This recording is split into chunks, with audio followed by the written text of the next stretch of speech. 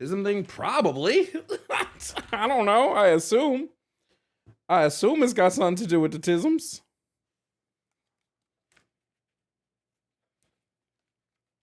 How would I don't know, man.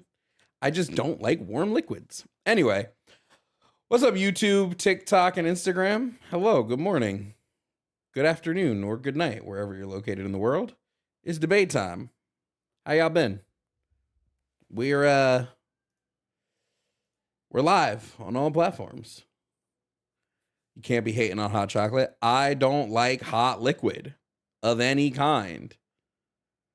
I do not like hot liquid. I don't know how many times I gotta tell y'all this.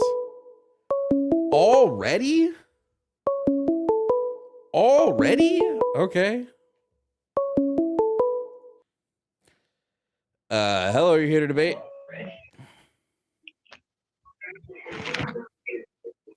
Hello?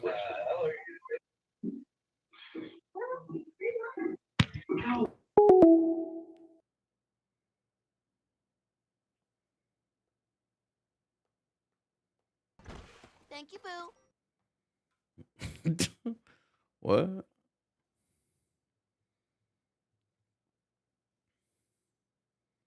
What? Okay. I just don't like liquids to be hot. Liquid should be cold. That's my stance. And I'm sticking to it.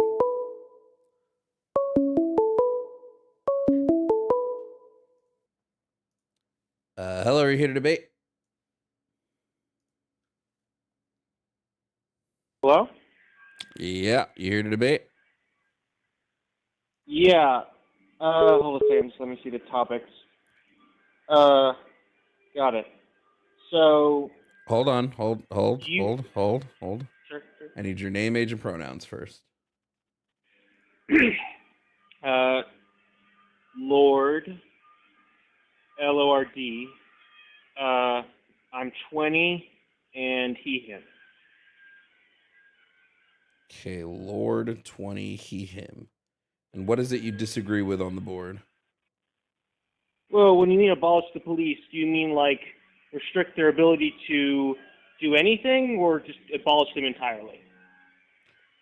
So the movement of police abolition calls for the dismantling of the carceral and retributive state of justice that our current police and prison system operate under, and replacing it with a system of transformative and restorative justice. What this would look like is a focus more on rehabilitation, as well as addressing the systemic issues that lead to crime, as opposed to what we do now, which is just use police and prisons as a band-aid for crime without addressing the root cause. Got it. Wait, sorry. And would you say that the amount who aren't processed successfully through a rehabilitation system are statistically irrelevant? What?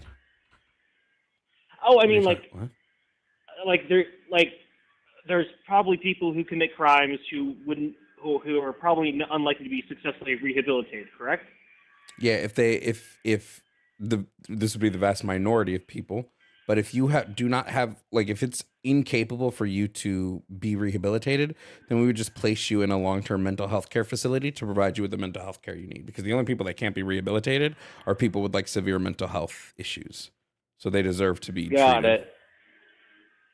Oh, that makes sense. So you think so? And so we should obviously not have the death penalty?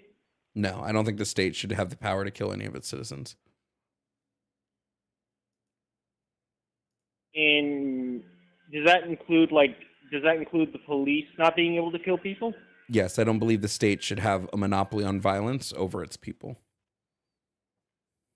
Okay. So, and that means we still retain the personal self-defense, right?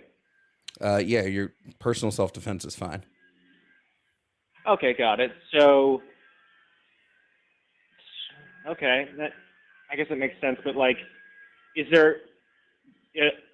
So you believe that there's not really any sort of given situation that would necessitate possibly using lethal force against somebody?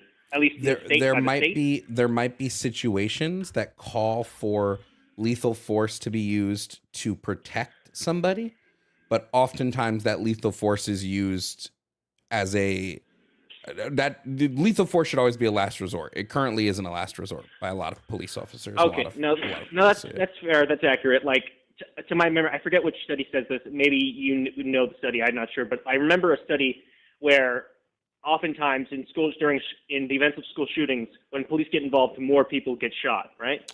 Yeah, mortality goes up. I think it's I don't remember the exact number, but yes, in Thank you, Boo. school shootings, if there's officers that work at the school, so typically they'll be like SROs, uh, then there is a higher mortality rate during school shootings. This has been analyzed when we specifically looked at every school shooting since Columbine. That study used to find this out. Yeah. So, okay. So, for school shootings, you would believe that it's best that police try to de-escalate rather than try to escalate? Thank you, Boo. Well, I believe school shootings can be solved via addressing the systemic issues that lead to school shootings. So this would typically Yeah. be like No, mental health issues and things like that. I think if those are addressed, we can like sufficiently address school shootings. Because remember, we're one of the few countries that this is like a constant, right? This is just kind of doesn't happen a lot of other places in the world. So yeah, we are the leading country with the highest amount of with like mass public shootings, right? yeah. Okay. Do you mind if I change the topic, or is it only one topic per person? I mean, is there something else you disagree with? Because we're just doing debates currently. No, totally fair enough. What do you mean? So systemic racism is real. You mean like it exists somewhere in the country, or it exists in like a mass scale? The United States is a systemically racist country. Thank you, Boo. It operates under a white supremacist model, where it uses black people and other POC to prop up rich and wealthy white people. So yeah. No, that makes sense, because to my memory, like I'm trying to think of all the richest people we have in our country, and they're all white, and that doesn't seem like it's a coincidence. It seems intentional. Yeah, white supremacy has used black people for political, social, and economic gains since like the dawn of race. Since what's his name? What's the name? Franz something. What's the name of the dude that invented that came up with the term racism? Ever since this dude like did that, like, you know. Okay. Sorry. That makes sense. Can I ask? So when you mean Trump is failing America, do you mean like as a president or as a person, or do you mean like he's not fulfilling his duties as a president and therefore he's failing America as a president? Trump is going to make it so that poor people and middle class people suffer more. Therefore, he's failing. I don't care how rich people get. I could care less about the rich. I care about middle and lower class America, and middle and lower class America will all suffer under Trump policies. So that's what I mean when I say that. No, that makes okay. So you believe that in general, the president is indebted with a duty to help uplift those of a lower economic standing. I think they should. I don't think many presidents have ever cared to do that, but I think they should. No. Is it and would you say that should be accomplished through stuff like executive orders, or do you think executive orders are possibly one of the biggest problems with the presidency? I think things in our country should be done via all three branches working together. You can't really executive order like help for the middle and lower class, because executive orders only affect the executive branch. So this would be like federal laws can be implemented via executive orders. This would be it's not even budget things. It's military as well as federal agencies. These are all affected by executive orders. Things like helping the middle class would mostly be need to done through Congress and the Senate, passing resolutions to, do those sort of things. But largely our government doesn't give a shit about middle or lower class people at all. We can tell that from the way that it's structured right now, and Yeah. So I forget. Often when the president wants to have certain laws passed, does besides like approving the law after it's been gone through Congress, does the president have specific influence in terms of legislature? Like indirectly, obviously. I know that Yeah. the Well, president yeah. is supposed to. Presidents sort of set what their goal is, and like typically the party will follow. So when Donald Trump says he wants to implement specific tax plans, the GOP, as they've done, the GOP will release budget and tax plans. They've done that recently. Donald Trump wanted to implement tax plans that gave budget cuts. Or, I'm sorry, gave tax cuts to like 83, 80. Like what is it in the most recent proposed budget by the GOP? 83% of all the tax cuts are going to like the top 1%. Yeah, I heard about that. Like that. That's not even like they're not even trying to hide it, right? Like this seems They don't need to hide incredibly it. blatant. Like, They don't need to hide it. yeah. Their people are sheep. What? They don't need to hide anything. Yeah. Would you say? Do you believe that the public sentiment will shift after these 4 years, or do you think it'll shift before then? No, I think what's going to happen is, well, it depends on how fucked Trump makes it with geopolitics. So like global stuff. But what I think will happen is what tends to always happen. We're going to feel the effects of Trump's policies, especially the tax effects. We're not going to feel those for like 3 to 4 years, like hardcore. Like they'll really start hitting us like 3 to 4 years, in which case there may be a new Democrat in office, and that Democrat is going to get blamed for this. This is exactly what happened the last time. Like quite literally, it's what happened with Biden. Trump implemented a lot of tax cuts, and he implemented a lot of because tax plans are done on a 6 to 8 year period. So like when he implemented the TCJA, the Tax Cuts and Jobs Act, that was implemented in 2018, and it's currently still in effect now in 2025. So like a whole bunch of fuck tax shit, a whole bunch of like that hit us between 2021 and 2024, or probably 2023. And so everybody blames the current president, so they blame Biden for a bunch of shit Trump did. I think the same thing is going to happen. Yeah. Most likely. It constantly happens. So the current standing president isn't really allowed to interfere with those tax plans since they've been like set. They were set by the previous president.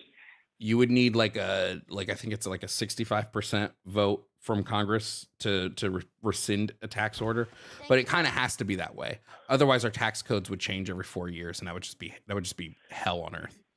Right, like there's a reason when you implement a tax plan, it has to last. Otherwise, it's just going to be a lot of it's just going to be constant shifts in the tax codes, which are not good for anybody. Yeah. So when everyone was blaming Biden for the taxes, in actuality, they should have probably blamed Congress, considering, like you said, Congress could have like stopped the tax plans from happening if Congress did that 65%. Well, every single person who blamed Biden for taxes is an idiot, because we've been under Trump's tax plan since 2018.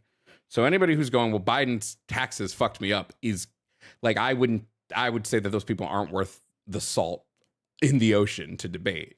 Biden didn't implement a tax plan.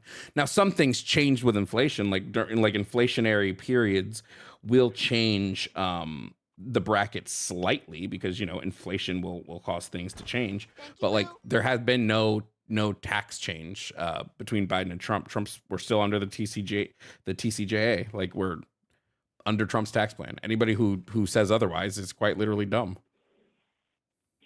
Got it. Doesn't feel. About the pro-choice, why do you believe that people should be allowed to have like the ability to have an abortion? Like, what do you think is the strongest argument for that? Thank you, Boo. I think that every human on this planet, every person has a right to bodily autonomy and bodily integrity. And I think if you are using your body for whatever reason, and you no longer consent to using your body for that reason, you should be able to take out whatever's in your body. So if you're pregnant and you no longer consent to being pregnant, take the fetus out. Got it. I guess no, that makes sense. I remember hearing though, like, there's like, so in a certain situation, if a woman wants to have a baby but the man wants to have an abortion, does the man still have to pay child support? He can sign his parental rights over. So he wouldn't have to pay child support if he signed the rights over? No. Once you sign your parental rights over, you have no claim or say to the child for anything. You've signed over your parental rights. But I don't really care about like what happens to a man's wallet, right? If you don't want to, if you like, you as the man have all the power here in whether or not the person you're sleeping with gets pregnant. You have all the power in this say. Women can't get themselves pregnant. They have to be inseminated by at least a person with a penis, right? So like, Yeah. if you don't want someone to get pregnant, there's so much things you can do. Like, I don't know, get a fucking vasectomy. Vasectomy should be free of charge for every man, right? Just get a vasectomy. And then you have nothing to worry about. If your fear is child support and that's what you're worried about, get the snip. Got it. Why do you think there's so much? Do you think it's just the fact that like this whole pro-life thing is just plain religious issue bias? Like there's a lot of religious push, or do you think it's more a political push from more? I think half of people who are pro-life are strictly religious, and I think the other half, there's a good book called The Birth Dearth, which talks about how in order to keep, the birth dearth, how in order to keep basically in order to keep a society of workers, you must keep people poor and you must keep the population pumping.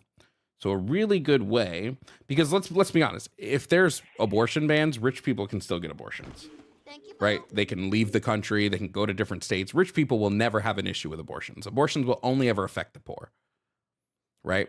So when we look at what's a really easy way to keep a society poor? Well, you don't allow them to have common sense sex education. So we can look at like the Bible Belt where they teach abstinent only education. And then you remove their access to abortions. So that way they get pregnant young. And then they have kids. They're more likely to stay under or slightly over the poverty line. And then you have more workers. Poor people are the ones that are going to work in the jobs that like the wealthy need them to, not rich people. So do you think our priority should be trying to educate people of like poor economic classes so that they precisely understand like the narratives that are spun to try to control them, and they they better like sort of participate in the government electing process so that they can elect people who actually have their interests in mind? Yeah, I mean, education's always important. I think educating people as well as making sure people advocate for the things that are most likely going to benefit them. I think those are all like important steps. Yeah, that makes sense. It just gets so depressing sometimes. Sorry, but thanks for talking. It's always nice to hear someone who like reads these things and to like explain it, because sometimes I get so lost in the information stream. You know, there's just so much noise. But thanks. No, you're good. I appreciate your like knowledge, and it's always great to hear from a different perspective. But thank you. No problem. Bye. Bye. All right, next person who calls in, make sure you're here to debate.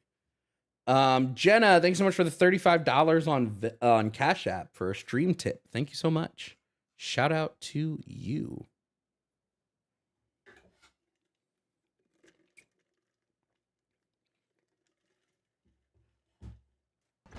Thank you, Boo.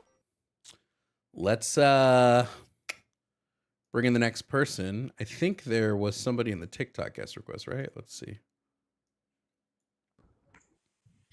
Hello, you're here to debate? Yeah. All right, what's your name, age, and pronouns? David, and 35, and he, him. Okay, David, what do you disagree with on the board? So I just want to clarify. So I identify as an anarcho-syndicalist, so I think we probably agree on a lot of things. Mm-hmm. The one thing, and I came in halfway through on that last caller there, so I might have missed it. But what do you mean by abolish prisons? Like the prison for profit industry, or what do you exactly mean by that? I think all prisons should go. I'm in favor of replacing prisons with long-term rehabilitation or long-term mental health care centers. Basically, I think prisons don't actually achieve any positive outcomes in like any regard. Instead, like I think we should be focusing on the systemic issues that cause crime, because prisons don't lead to less crime and they don't lead to less harm. So because they don't lead to these things disappearing, I don't see a purpose for them. The only purpose would be to take somebody that society has deemed, whatever you want to call it, society said, oh, hey, this person isn't good enough to be in our society, let's remove them. That would be the only purpose. And that removal doesn't do anything. It doesn't benefit anybody. So like I would be more focused on rehabilitation and mental health care. See, and I agree with rehabilitation. Obviously, that's the correct way. So okay, I don't agree. I don't disagree with you then. Okay. I mean, I guess you're gonna have the same thing, just rebranded and obviously a little bit nicer to people, Yeah. during rehabilitation. So I don't agree with anything else on here. So I'm just gonna hang up then. Okay, no problem. Hey, have a nice one, man. You too. His voice sounded so familiar, but I can't place it. We'll move to the call-in line. Call-in line is wide open. Remember, we are just looking for debates today, so please call in if you have a specific disagreement. If you're enjoying the stream, you can tip. If you're like, oh, Jovan, love the stream today. We need a mod to add the 35 that I got a little while ago, please. Hello, you're here to debate? Hello? Hello, you're here to debate? Yes. Thank you, Boo. All right, what's your name, age, pronouns? Chris. Chris. 44. No pronoun. No pronouns? No. So you don't go by any third-person pronouns at all? No, I don't like the label. How do people refer to you then when they're like talking about you in the third person? They use my name. So they just say Hopefully. let me just run an example real quick. So if you were going to the doctor, I would be like, hey, there's my buddy Chris. Chris is going to the doctor. Chris did this yesterday. They just say Chris all the time. No one ever says like I hope so. he goes to the doctor or he went on a I fishing mean, they trip. may, but I just don't like to have any, You don't like people calling you label he? put That's, I on me. mean, if you don't like people calling you he, that's okay. So then I'll refer to you by not by gender neutral third person pronouns. Yeah, you can do that, please. Okay. So they, them, everybody, gender neutral, please. Chris, what do you disagree with on the board? Let's see. Gender affirming care for minors. Trump is failing America. Pro-choice. Pick one. Abolish police prisons. Okay, pick whichever one you want to talk about. Trump is failing America. We'll go with that one. Okay. I'm assuming you voted for Donald Trump? Yes. Okay. You didn't think Kamala Harris would have been a good presidential candidate? No. I think she's been terrible. Okay. Can I run really quickly before we get started? I want to run because right in like the last week of election, she posed like a policy that I think was just fucking insane. And I just want to hear your opinion on, because a couple Trump supporters told me that they liked it. So I want to hear your opinion on this real quick. Like to get into the White House, to like work in the White House, like people have to be vetted through like White House security, through Secret Service, through DHS, through like you have to go through a lot of vetting processes to work inside the White House, right? Thank you, Boo. Yes. And you like a sane person, I assume you think that's a good idea. Like we probably shouldn't have just like anybody in the White House if we haven't checked that they're not like, backed by some foreign adversary or looking to get into like security clearances and like as well as just sensitive information and shit, like, right? We probably shouldn't give classified documents to like anybody if like, because Kamala Harris wanted to make it so that anybody that she wanted, she could give that clearance to. So they like she could like and they didn't have to be vetted. So she could give classified information to anybody. Well, I don't think that's a good idea. No. No, that would be Not to anybody. Like if she had done that, like I would say that's a fucking failure to the American people, right? Because that means people can just come in and get any of the information we want. Like I would fucking like I was against that. Okay. Would you agree with this? Yeah, I mean, like I said, I mean, I just don't think they should give it to just anybody. No, Okay. that would be, I think that'd be a poor choice. Okay. Well, I lied. Kamala didn't do this. Trump did this on his first day in office. Okay, well, that's fine. I guess I don't agree with everything Trump does. I mean, I don't have to be 100% backer of everything everybody says. Yeah. So you agree that he's failing America, like, because he's giving away American secrets, and he can give them away to anybody he wants, classified information as well as security clearances, without vetting anybody through the proper channels. That would be a failure to the American people. Who in particular are you talking about? Who do you not like? Who do you think he's done this for? Like, I don't think he should be able to do this for. I don't think he he should be able to do this for anybody. I don't think a single person should be allowed to work in the White House and work for the presidency without being vetted by the proper channels. And we've always had this. It's even written into law that like special government employees, right? Which are what you call most contractors who work in the White House, like, right? They have to get security clearances and they have to be vetted through multiple channels. So I would disagree with anybody bypassing this. Okay. Would you not?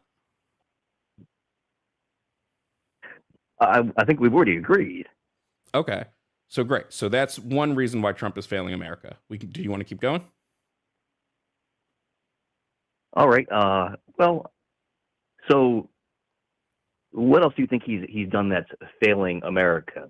And so you say that like giving clearance to just anybody he wants is failing America. But give me some examples of people he's giving clearance to that have implementing failed the America. Policy. Not just the idea of it. Give me examples. I think simply implementing. of it. First of all, the entire Doge team hasn't been vetted to anyone's knowledge. He's allowing them to do basically whatever they want without like much security clearance. That was kind of the point. Yeah, but it's like I said, it's not a great idea. But Doge has done great things already. What has Doge done? Like getting rid of USAID. That's great. Why was it great? And all their wasteful spending. Why was it great? Well, do you not see all the wasteful spending that was going on? I don't see wasteful spending. I see spending that Congress approved. Right. Everything that USAID was. Hold on. Because Congress approved something that it's a good thing, correct? Yeah, I don't really. Well, that's what you're saying. Well, no. So the government does spend things wastefully, sure, but USAID hold on one moment. I've got a baby here. Shit. Can I call you back in like 5? Sure. You might not get through, but you can try. All right. Thank you. Okay.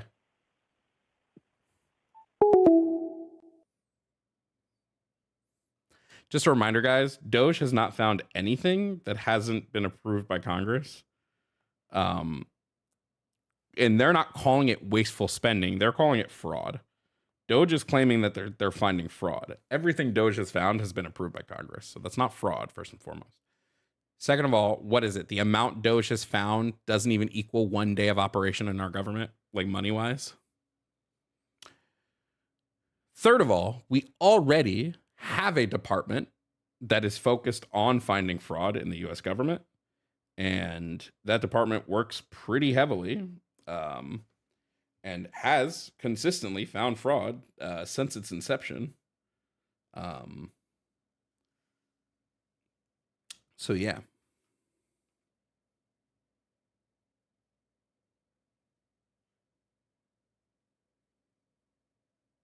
Yeah, the GOA.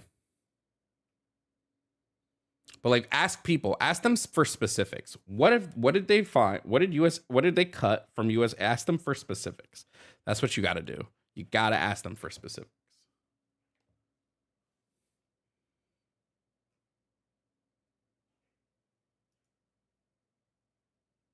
Tell the truth, Jovan. What you told me at lunch a month ago. I said I like it up the butt. Who cares? You got a problem with that? Take it up with some other dude.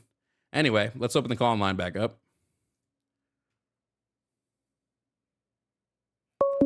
Like, Doge hasn't showed evidence of shit, by the way. It's kind of funny. Hello, are you here to debate? Yes, sir, indeed. How you doing, man? Chillin', chillin'. What's your name, age, and pronouns? Uh, well, you can call me Cam, and pronouns Mister and Sir. Mr. and Sir are not third person pronouns. Well, I guess Sir would be. What are Oh, like so? How old are you? uh, oh, 44. 44. Okay. Yeah. Let me see. Well, like I was actually watching you on YouTube, and then okay, so let's see. The whole thing about the gender affirming care and abortion, like, how in the world are those, like, how did you manage to link those two? They're not linked. They're Or two like, separate are those points. okay? I mean, so, but like, you believe that gender affirming care Thank you, Boo. should be something that children should have an option to? Gender affirming care, yeah, absolutely. Uh, okay, and abortion. What about it? So, okay, so exactly how are those two even pro-life? What? I mean, because like they kind of contradict the whole idea of like being pro-life. You know, like actually I'm being not able to pro-life. create life. Say again? I'm not pro-life.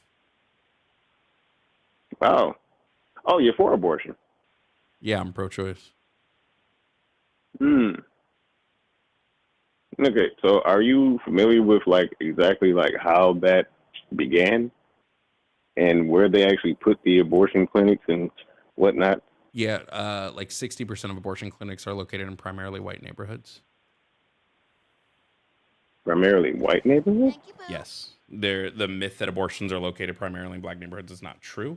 I can pull up the direct source for you if you'd like. But I also Hey, know how yeah, I'd love abortions. that. I mean, shoot, because like, I mean, if you pull up, I mean, you know, if you could direct me, I'll take a look at it myself. Yeah, no, I got you. Let me pull it up right now. Actually, I haven't used this source in forever. Where is it?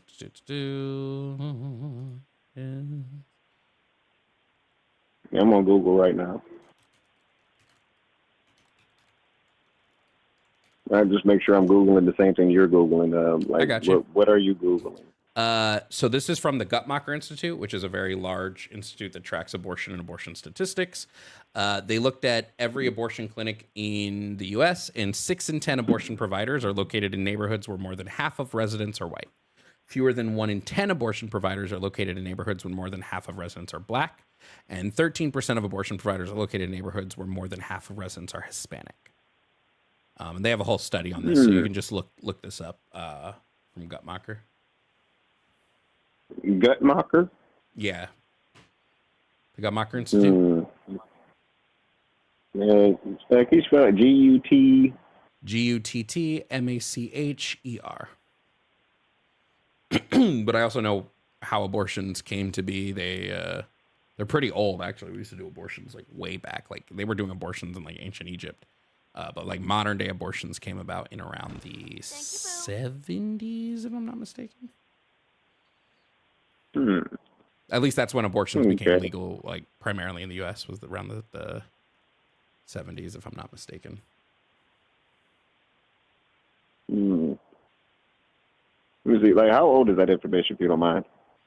The Guttmacher Because one. it's trying to make me do like the whole like. This was originally from 2014. Like, yeah, this was originally from 2014. It won't have changed much. The only change will be that like a lot of these providers have probably closed now due to like Roe v. Wade. So Roe v. Wade closed a bunch of abortion providers. But this specific study was from 2014. Okay, so all right. I mean, because like last time I checked the statistics, I mean, I looked at quite the opposite. But okay, all right. So that's neither here nor there.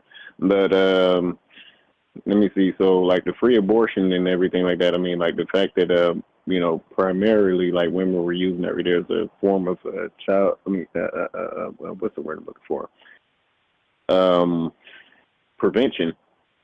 I mean, you know, like that right there overall should be bothersome. And I feel like to any and everyone who has the idea of, you know, family and actually. Oh, hello. much so pro-life. I mean, Sorry, like, you cut my out there for a experience- second. Can you just repeat that last sentence? I'm sorry. No, I got you in my headphones. Okay, hold on. Let me switch over. Give me a second. No worries.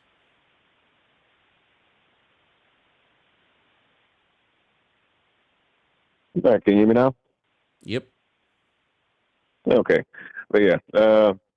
So, I was actually looking to get married like a long time ago. I mean,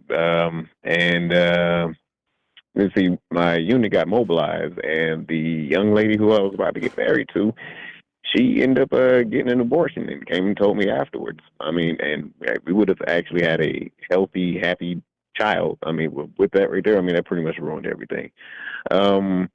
So, basically I'll just just like let you another know. means of child support. Well, I'll just let you know. I don't Not child support, think but, there's not a. I don't think. I don't. To me personally, I don't care the reason why you're having an abortion. The only type of abortions that I would say are bad would be coerced abortions or forced abortions. So someone like forcing you to do this when you don't want to. I could, if you're using this birth control, honestly, I could care less. Okay. Yeah, like It doesn't matter to me at all. Do you consider yourself to be black? Yeah. Okay. All right. And so, are you familiar with the idea of eugenics? Yeah. Okay. I'm sorry. You see, like, my brain is racing. I mean, it's a whole lot of things. I mean, points and whatnot I can actually draw I just from feel here. you're going to go the Margaret Sanger route, and just to cut you off before you even try it, Margaret Sanger worked heavily with like black civil rights activists to try to get contraception into black neighborhoods because she recognized that, along with these black civil rights activists, that not having contraception was making it so that black people would get pregnant and then remain in poverty. Margaret Sanger actually hated abortions. She said abortion was one of the worst things a mother could do. She recognized it as a necessary evil, but she did not advocate for abortions. That's why Planned Parenthood didn't start doing abortions till well after she was dead. She did agree with eugenics when it came to like developmental disabilities. So I do disagree with her on that one. She was like, we should probably weed out these, but like she was not racist. You can even look up letters between her and black civil rights leaders where they're all agreeing that like, hey, contraception in black neighborhoods is very important. Yeah, I can I can also pull you up the direct where she said that. Basically, with that right there, you're saying like having children was keeping black people impoverished. Well, yeah, it was one of the things that was doing it, right? Because so like if when black you don't people have never had children, then we would not have been impoverished. Well, no, it wasn't about black people never having children. It was about them being able to control when they want children or not. It was contraception. Contraception wasn't widely available in the black communities around the time Margaret Sanger this was the 30s and 40s. Contraception wasn't available widely to black Americans. So they couldn't protect themselves from getting pregnant because they didn't have access to proper contraception. So that's what they wanted. They wanted. When was that? Vietnam War was wait. Was it Vietnam or was it World War? What war was that where the black men came back and were expecting to get the GI Bill and everything like that? And were basically told, "Nah, you good." What I don't understand what the relevance of this is.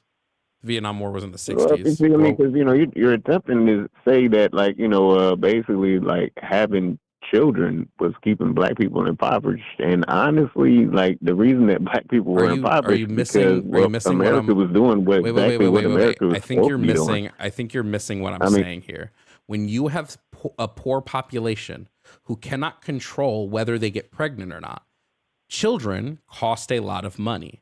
So if you do not have access to contraception and you get pregnant and you have a child, you will remain impoverished. You will not have the ability. Well, you typically, it'll be harder to climb that wealth ladder because you are going to be spending a lot of money on childcare and on your children. That's what we're talking about. So civil rights leaders. With that right there, like your idea of systemic racism, I mean, you're kind of killing that you're kind of killing your idea that I think systemic racism exists. Hold on. Do you understand that like multiple things can be true at once? I understand multiple things. I don't think you can. Do. I mean, and I actually look into multiple things. I mean, and so with that right there, I mean, like I'm saying, this systemic racism is basically, we were never the gatekeepers. As far as wealth goes. You know, No shit. how they basically like took and disenfranchised the whole black neighborhoods Yeah, and you all that don't right think there. you don't think Yeah, systemically I mean, if, you keeping know, if you've read that, contraception. Wait, you don't think systemically keeping contraception out of the black neighborhoods wasn't on purpose? okay, so Contraception was widely available in white yeah, neighborhoods. You don't think okay. you don't think this was by So you're saying design? because white people have had less children, that's the reason why they're making No, more because they can money. decide when they have children, so they can go to school, right? They can go to college easier because they can decide when they want to get pregnant or not. You're being So obtuse and no, it's they getting could go to ridiculous. college easier because they could always go to college easier. That's the reason why we had to come up with our HBCUs. Thank you, Boo. Do you recognize that like black people, like black teens who got pregnant could not easily go to HBCUs because they were pregnant and they had to take care of their child Uh and they had to work huh. because they were poor. Uh huh. Uh huh. You don't Okay. are you And telling me right even now? Wait. afterwards, I just need to know if you're making a claim right now that having children does not affect your ability to go to college. Are you making that claim? no, what I'm saying is having Okay. a family will hold you from being able to go to college. You see, and like your idea here of gender affirming and things of that nature. I mean, the fact that you're trying to mix It has nothing to do with the something, topic we're on. yeah, that perverted mess as This has far, nothing I to do mean, with the topic we're on. into like how family economics and dynamic works. I mean, Has is nothing to do with the blowing my topic we're on. mind. Like, and which Quite is why literally. your entire discussion board blows me. I don't understand it. I don't Pause. think that you do either. I don't, you quite literally don't understand that when black people were systemically kept away from, No, okay, you don't I don't get do, I that. don't do We've never disingenuous, been the I don't, ones that have actually. I don't do Boo. disingenuous bullshit. I'm going to be You so were for real what, with though? you right now. I don't do the disingenuous bullshit. Cut the laughter. We're having a legitimate Disingenuous is conversation. no, No, it no, is no, no, no. it I'm is not being disingenuous. It is disingenuous. disingenuous. I'm connecting the dots. It is I'm connecting disingenuous. dots. Let me answer this question. Was contraception systemically kept out of black neighborhoods? Yes or no? Was wealth kept out of black You neighborhoods? can't answer the question? How about Interesting every that you can't treaty answer the that question. America had with the Native Americans? You All can't- 374 Pivot. of them. Pivots. America's reneged on them. Pivots. You keep moving topics because you know that you're wrong here. Stop moving topics. No, Was contraception no. I'm connecting systemically dots. kept out of I'm black connecting neighborhoods? dots. Yes You or no? just, I don't know. You're Yes not or no? catching it. Yes or no? I'm Yes or working no? hard here to try to get Yes or you to no? understand I don't what I'm putting need I down. don't need you to connect dots. Okay? I study this shit. I No. research this shit. Part It's of okay. systemic It's okay. racism. I've part studied of a lot of okay. stuff too. I mean, just to. I need you to stop talking. I need you to stop talking. Part of systemic I'm racism. trying to help you, man. I need you to stop talking. I don't need your help because you're not acting I'm just smart. here to help. I don't need your help. Part of systemic racism was making sure that there was a constant supply of poor black workers to maintain white supremacist slavery throughout generations, even past when slavery was slightly abolished, right? Part of so part of this was making sure black women could not have access to contraception because they needed. Okay, so here's the thing. Okay, With I what wasn't you done. just said. See you. Fuck off. Unbelievable. If you can't fucking keep your mouth shut for 5 minutes, bye.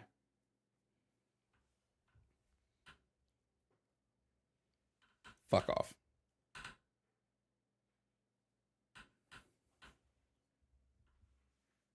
Like, bro, I really can't fucking stop talking.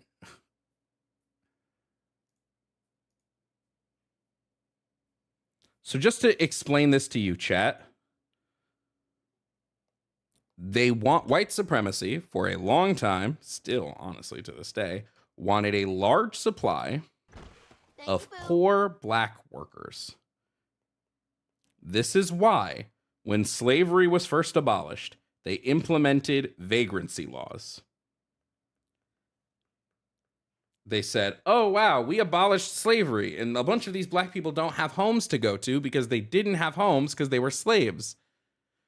I know we promised you 40 acres and a mule, but we're not going to give you that. Instead, we're going to criminalize homelessness. So if we find you just loitering on the street, we're going to throw you in prison. And guess what? We're then going to sell those prisoners to plantations so that plantations could continue to have a stream of low labor. There were vagrancy laws, there were the black codes, there were all of these things were created to keep the black population poor and to keep the black population, and then, like I said, keeping contraception out of black neighborhoods, right, was systemically targeting the creation of more black children. It's the same effect of when they would breed black people like cattle during slavery. Amanda Bun 713 donated $5 for dealing with these chuds. Thank you, friend.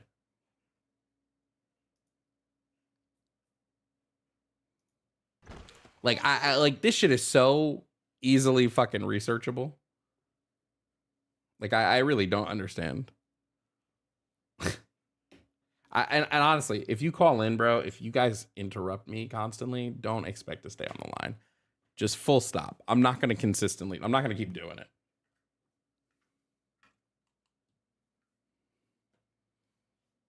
He knew he was being dishonest. Yeah, that's why he had to keep moving the conversation.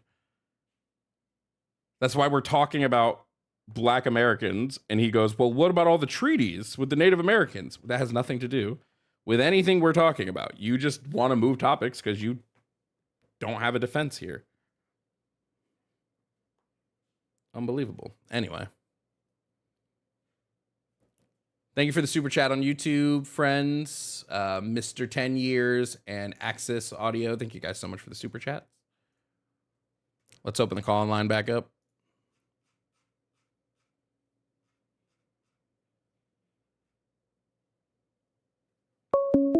Also, if you're not watching on Twitch, what are you doing? Hello, are you here to debate? Yes, I am. All right, what's your name, age, and pronouns? My name is a little difficult. It's Guillermo, but you can say G. Age is 33, and I'm him. Okay, Guillermo, what are you here to debate about? Well, right now, I wanted to add on to the previous discussion you had about contraceptives not being available. I'll entertain that for a little bit, but I want to talk about now. You're speaking a lot about the past. Well, that's right because now, we were I don't specifically believe talking about that. Margaret Sanger, so that's why we were talking about the past. Okay, but so I guess I wasn't here for that.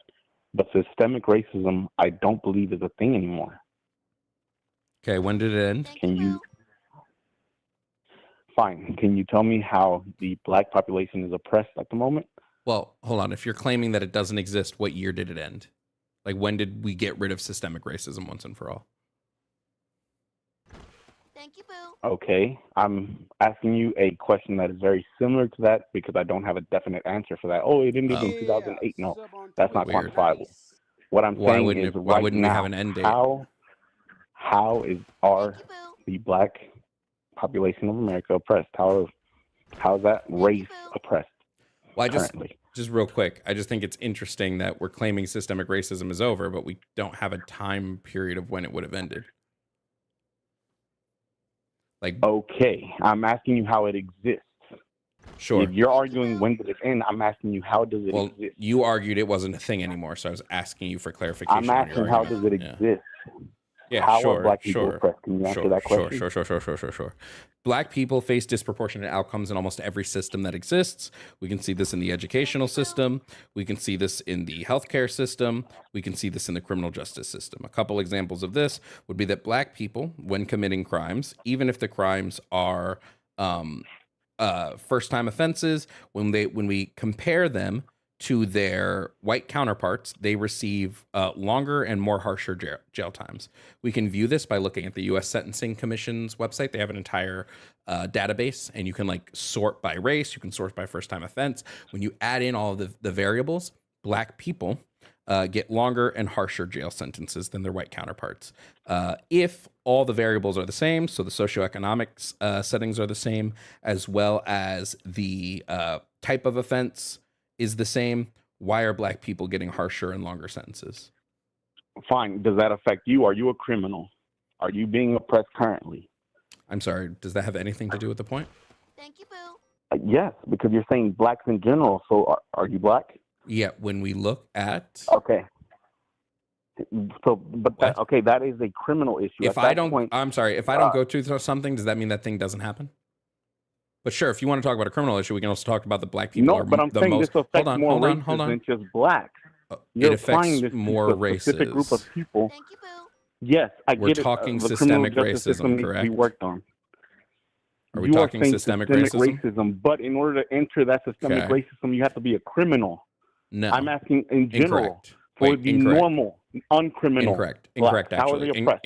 incorrect. Actually, because black men are 40 to 60 times more likely to be exonerated for crimes they did not commit Thank you, Boo. because they're falsely arrested and imprisoned for crimes they did not do. Okay, So it doesn't just affect criminals. Actually, that a nice try on affects that the one. criminal system. I'm The asking criminal justice how system are is a black system people that affects oppressed black currently people, outside correct? of the criminal system. So Currently, what wait, opportunities how don't are you have okay? So available what you're to you? saying is how does systemic racism exist if you ignore this big part of systemic racism? Okay, I guess we'll talk about other factors since you want to ignore one of the largest ones. We'll go to a different one. Fine. Black fine. women. I'll give you the largest factor. You want to talk about largest? Okay, The well then largest factor is the lack of fathers. That is the largest factor, and that is causing a You believe in the myth of cultural you believe in the myth of issue. you believe in the myth of black fatherlessness. Yeah, yeah. This yeah, would be well, I this believe is a that myth. any family needs to have a father, regardless of race. Yeah, That but is what causes the claim that better black fathers are missing from the homes is a myth. It's a myth. It's not real. How is that a myth? Most black Yeah, I can go over. families Yeah, are you want me to go single over with mother. it? Yeah, sure. When we look at to see if a mother like we have a single mother, what do they use? What do they use to determine whether that mother is single? That she has a child without a father. Yeah, what do we use to determine that if she has a child without a father? I'll just answer the question I since you don't literally know. just defined It's the it. U.S. It's A the U.S. mother raising a Census. child without the father. It's the U.S. Census. That's how we determine those things. The U.S. Census takes and collects that data. That's How how does you the U.S. calculate those, How does not the U.S. determine them. Census? How does the U.S. Census decide if you're single? They just look at whether you're married or not. They don't look at cohabitation. They don't look at if you are with like a long-term partner. They just look if you're married. Regardless you are of determined. the I'm not done. census, I wasn't the done. issue is that there I'm are sorry, no I'm not fathers done. in I'm black not done. families. I'm not done. I wasn't finished. So they only look at if you're married. So you can be determined to be a single mother, even if you're cohabitating with the other parent, if you're not married. Second of all, when we've done studies, I wasn't done. I wasn't done. Okay. Second of all, when we've the CDC has literally done studies and shown that black fathers are the most likely to be involved in their children's lives. They're the most likely to see their children every day. They're the most likely to eat meals with their children, whether they're cohabitating or not. They're most likely to take their children to school and help with school projects. Black fathers are over white fathers, over all other metrics of fathers. This is a study done by the CDC. So yeah, Okay, it's are a you done? myth. It's a myth. You're just sure you want to give some evidence for your side. I now? think that study is a myth because I've seen it with my own eyes. I don't care about what you've seen with your own coach eyes. football. A majority care of the less. kids do not have a father, I and they don't. are I don't mainly give black. two shits what you've seen with your own eyes. Thank you, Boo. So you're discrediting that because you Yes, saw a anecdotal study? evidence means Ask your audience. anecdotal then. evidence Ask your means audience. jack shit to me. Ask your Anecdotal audience. evidence means nothing. It's an anecdote. I don't Then care what ask you have your seen. audience. Let me. Have you ever seen Walt? Like, have you ever been to Walt Disney World? Have you ever seen it with your own eyes? No. Does it exist? You're claiming something Does it completely exist? different. I know Disney World exists. Thank you, Boo. Why? You're claiming that single Why do you know motherhood in Disney black World homes exists? does not exist. I No, also, I didn't you know say what it else doesn't I do? exist. I work I said for it's a lot of hold apartments on. that are I'm also sure you do. not the I'm best, sure you do. and I see a lot of single I'm mothers sure you there, do. and most of them are black. Yeah, I'm sure you do. You are in denial. Yeah, I'm sure you do. I haven't claimed it doesn't exist. I said there's a myth that goes around about motherlessness in the black I'm saying homes. if there were and that more I wasn't. I'm black, sorry. I'm let's talking. start. Fine, I'll agree. talking I'll now. agree with your point that black fathers are the best fathers. Yes, Oh, I'm there you saying go. we need more of them. There are not okay. enough of Except them. they are there because they're the most likely to be involved in their child's life. Great. Now I'll go tell my football team everybody's stupid because they have a father that just No, are it's claiming just that they your don't. limited experience does not dictate what does or does Okay, not happen then in the world. broaden the- But the let's spectrum. hold on, but Ask your let's analyze this a little bit. Let's say the black fathers are gone. Where are they? Where are they? Fathering many other children with many other women. Fathering many other children. And what's your evidence for this? Yes. Life. Life is your evidence. I'm sorry that I don't have statistics like Oh. you, but I've seen it with my own eyes. Oh, Now, I'm not claiming Interesting. that black fathers are bad. I'm saying that there is a cultural thing where women, while being pregnant, already plan for single motherhood. they don't. But here's Well, a then it's here's a impossible here's to a argue fun with you. here's a fun fact. Could it be that we have a large population of black men Fine. sitting in our prison I'll system bring out right a study. now? I'll Google it. Could we possibly have a large population of black men sitting in our prison system right now? Could there possibly be an overabundant number of black men who are in prison, even for crimes they Mhm. don't commit? Okay, let's say 15% of those people are innocent. The other 85 are not. What are they guilty the of? claim is What still crimes? stands. My claim still stands. What It what says nearly crime is the most? 17% Here, of all I'll American ask you. households I'll ask you a really easy are question. raised What by single crime moms. in prisons, both federal and state? What crimes are the most amount of prisoners in prison for? Do you know? Okay, it seems like you're very well written on crimes. I'm not.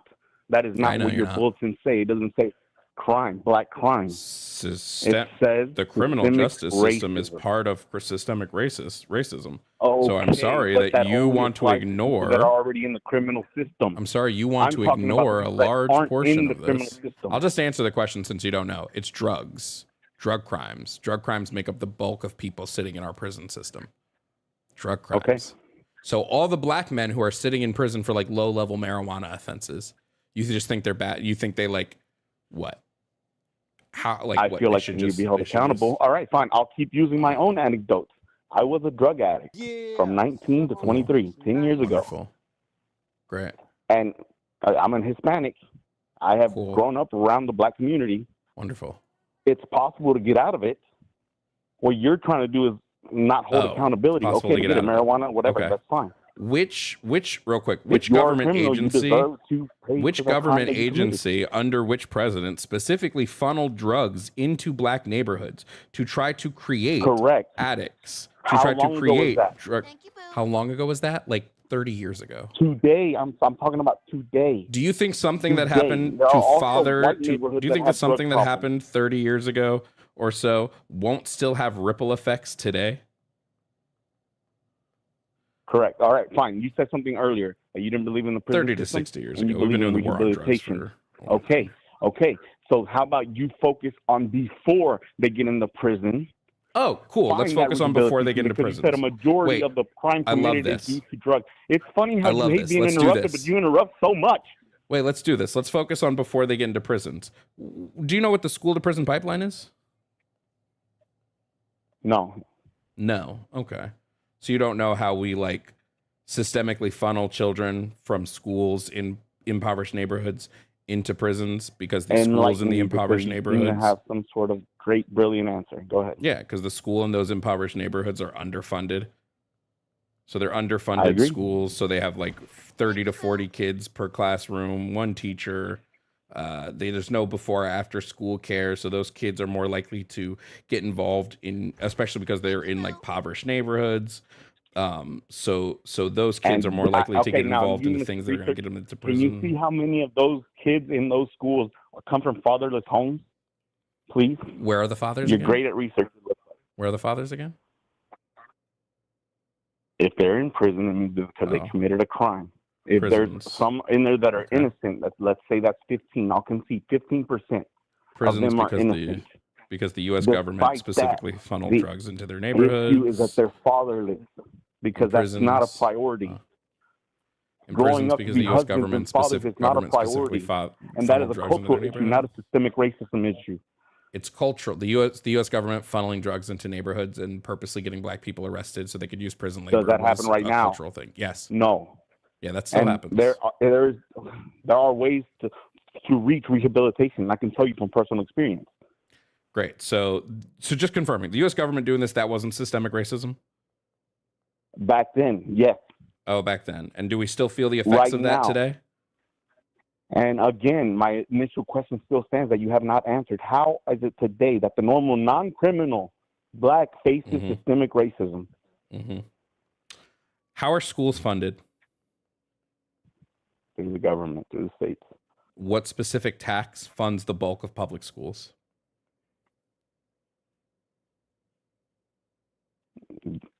I'm trying to get to your point. I don't know how to answer that question. Property tax. Public schools are funded Okay. primarily through property taxes. Which group of people have historically been barred from owning high value property in the United States? To the point Not where now they necessarily live barred. to the point where not barred? It's about merit. They if weren't you barred. get a good paying job, you They can weren't- get a good house. I'm sorry, they weren't barred. We didn't have things like racial covenants that literally said black people couldn't own homes. These were written into the deeds. But we what didn't is it have- like I'm today? sorry, I'm The not equal done. housing. I'm sorry, I'm Equal not housing finished. is alive I'm sorry, I'm not today. finished. You're still I'm talking not about finished. in the past. Yeah, we didn't have redlining. If you're thinking that you're going to get some acres and a donkey or whatever you Really? said earlier, that's not Interesting. realistic. We still Speak we about still today. banks are Today, still there is no systemic yeah, racism, banks and are we need to bank kill just it real by quick, talking just real about quick. that there is systemic racism. Yeah, just real quick. You're keeping Banks it are alive. still sued. Banks are still sued for redlining today. They still get caught doing redlining principles Okay, today. and that's wrong. So, man, it And looks you're like saying there's it's alive still today, yet systemic you're saying that banks racism. face penalties for doing it. That means that it's in That the means that they process of did being it. eliminated. That means that they were doing it. Oh. All of the people that were still But that barred means from there's that property were progress. still barred from that property. Yeah, hold on. Because If I have it's a not plate, alive. if I have a plate full of shit, right? And I scrape off like 25% of that shit, would you still eat that plate? I go, well, there's progress. There's not as much shit on the plate before. Is there still shit on the plate? Your analogy Yes, there's sucks, still shit man. on the plate. Why would you ever have a plate of shit? Is this a joke? That makes no sense. Is this a joke? Can Your you just analogy admit you don't sucks know? me? I hope that's Can a you just joke. admit you don't know shit about systemic racism? You have no fucking understanding of how this shit works. I'm offering you the opportunity to convince me. I've been giving you multiple things and you just keep ignoring them. Okay, now my point stands. You said the Yeah. schools are funded by all this. Okay, now what percentage of kids in those schools in those areas with low property, with all the issues, come from fatherless homes? My issue is that it's So them not getting a father is systemic instantly going to racism. make it so that their parents can like buy high value property, even though black people we know have been systemically forced into low poverty areas using redlining, racial fine. covenants. For those that were forced, there are some that are where they're willingly. Some. There are some that are there that not only rely on the Willingly. government, but plan on living on the government for as long as You they think can. people live in That's no longer intercities? assistance. You think people live in low funded intercities because they want to? There are some people, yes, that they see it as benefits. They Mhm. prefer not to get a better paying job because then they lose their benefits from the government. That's an issue. So they want to live in poverty. There are some, yes. Sir, you are in denial very badly about the state of the actual people that are in poverty. You're sitting behind a computer desk I'm so in comfortably denial. talking about things that you have no idea. I'm in denial because I think that people don't want to live in poverty. I'm So that getting means a I'm little in worked denial. up. So honestly, you are not enlightening me in anything. You're giving me Well, yeah, statistics when that you don't really when you relate to close the your questions that I'm ears, asking. when you So close I your would like ears and to hang refuse up to before think you hang up critically, on me, because that's when you always when what you you do. refuse to think critically, that's what happens. When you go, I'm That going to is shut off the exactly what critical you're thinking doing. part of my brain. That's what happens. Yeah. I'm telling you that you're relying on statistics. Wow. I I can wonder tell how you and- else. I wonder how else I would determine what's affecting most Can I Americans. finish? Would it be Can stats I and finish? figures? Who knows? Can I finish? Who knows? You're Can relying you? on I don't know. statistics and you're going based on that, yet you're ignoring the statistics that I'm asking you for. You're not asking. You're That's not what giving I'm me telling you. You're statistics. cherry picking statistics. You're If not you giving can let me me any finish, you're statistics. so rude. Yeah, I don't know you're why not you have a giving debate any- channel if you don't let people finish their points. You're Goodbye. not giving any statistics.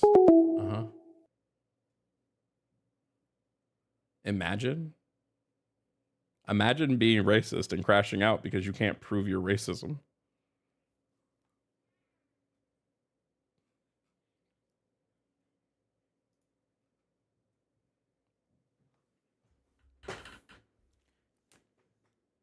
It's just embarrassing, dude. What's the funniest part to me? The funniest part is when I'm giving all the evidence of systemic racism in the criminal justice system. He's like, well, I don't want any of that. I don't want that proof of racism. You need to prove me racism exists everywhere else. Like, just concede that systemic racism exists.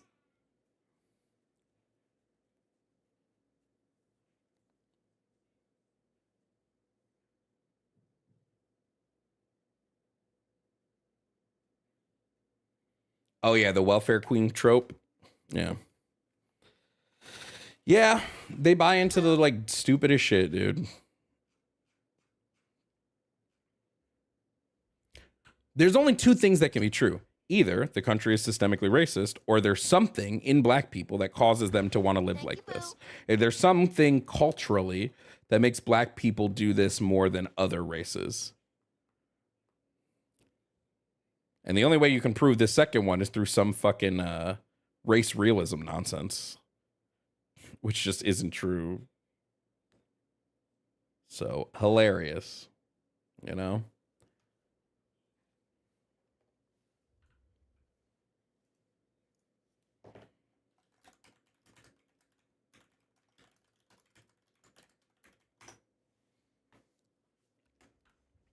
Again, single mother homes is a myth. It's been a myth for a long time.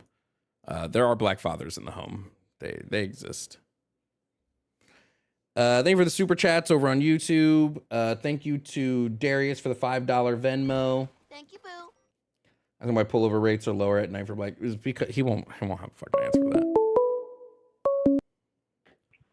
that. Hello, are you here to debate? Potentially. I'll give you my name, all that stuff, and then the thing will be gender affirming care for minors. Okay. What is your name, age, pronouns? My name is Charles. I am 34, and he, him. Okay, Charles, do you disagree with minors receiving gender affirming care? But again, potentially. I just want to. It may be something where we come to this really quickly. So my points are: I definitely believe gender dysphoria is a mental disorder. I believe that if your treatment is transitioning or whatever, that's actually valid treatment. That's 100% okay. Thank you, Boo. That's not my problem at all. I don't know if you have the same thought process or if there's a difference. All I do know is I believe that if for some reason a psychiatrist evaluates and thinks that needs to happen, I agree. But I think dealing with what's in the child's best interest needs to be left to a medical professional in that particular. Yeah, if we're talking about medical affirming care, yeah, I wouldn't disagree that medical professionals should be making that choice, but that's how it currently is. Got it. So I guess the question is, when you're saying gender affirming care, well, does that just mean medically? Because again, I guess I don't care. Like if you buy anybody a dress, that's a dress, right? Okay, cool. Then never mind. I don't debate at all. Okay. Thank you, Boo. Sorry, man. Have a good one. No problem. Just so everybody's aware, he wasn't incorrect. He didn't call gender dysphoria a mental illness. He said it was a disorder, which it is classified. Gender dysphoria is classified as a mental disorder. And like he said, which is true, the treatment for gender dysphoria is gender affirming care. And that will alleviate gender dysphoria. So he was not wrong. Gender dysphoria, well, let me rephrase. There's a difference between having dysphoria and being diagnosed with gender dysphoria. Right? Those are two different things. But yes, it's a stress-based disorder, Sedalius, yeah. But it is a disorder. If you don't want to call it a mental disorder, that's fine. I would understand that if you're like, I don't want to, just because of the connotation of that. But yeah, being diagnosed gender dysphoria is a disorder. All right, call line's back open. I feel like I haven't really gotten anything today. Hello, are you here to debate?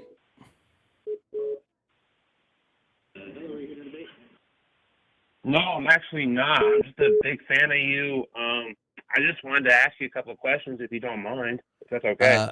You just have to wait until we move to office hours, which will be at the end of the stream. Oh, okay. I'll do right. that. Thank you so much, man. I appreciate your content. Thank you. No problem.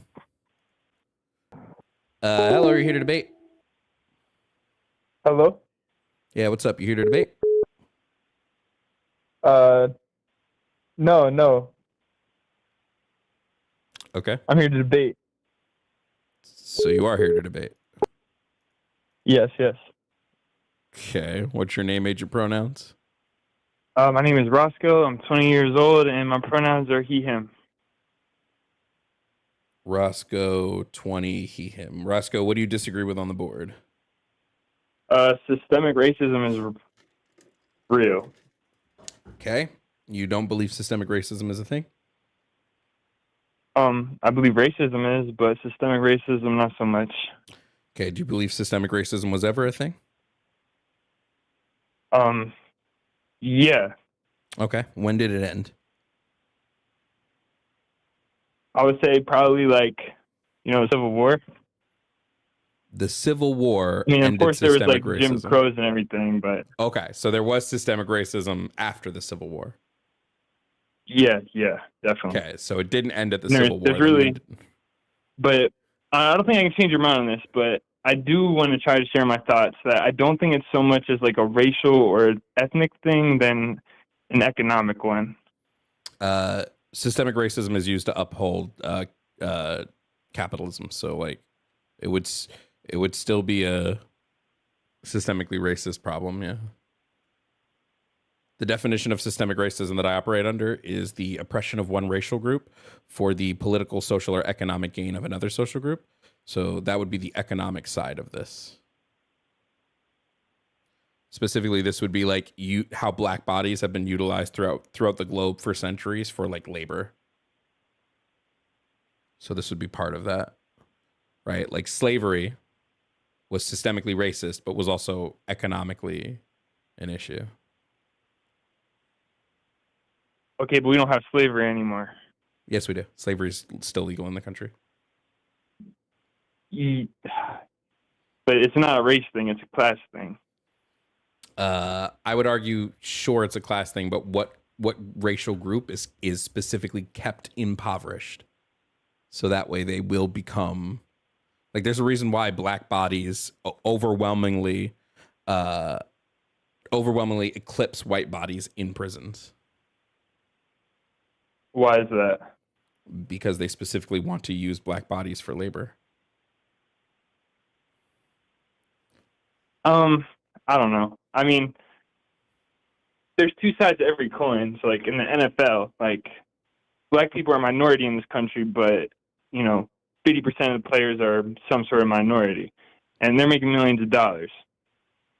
So it's like, is the NFL systemically racist against white people?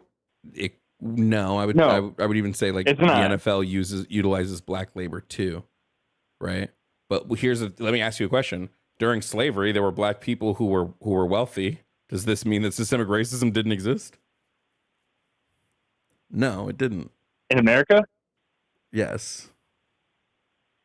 I mean, no.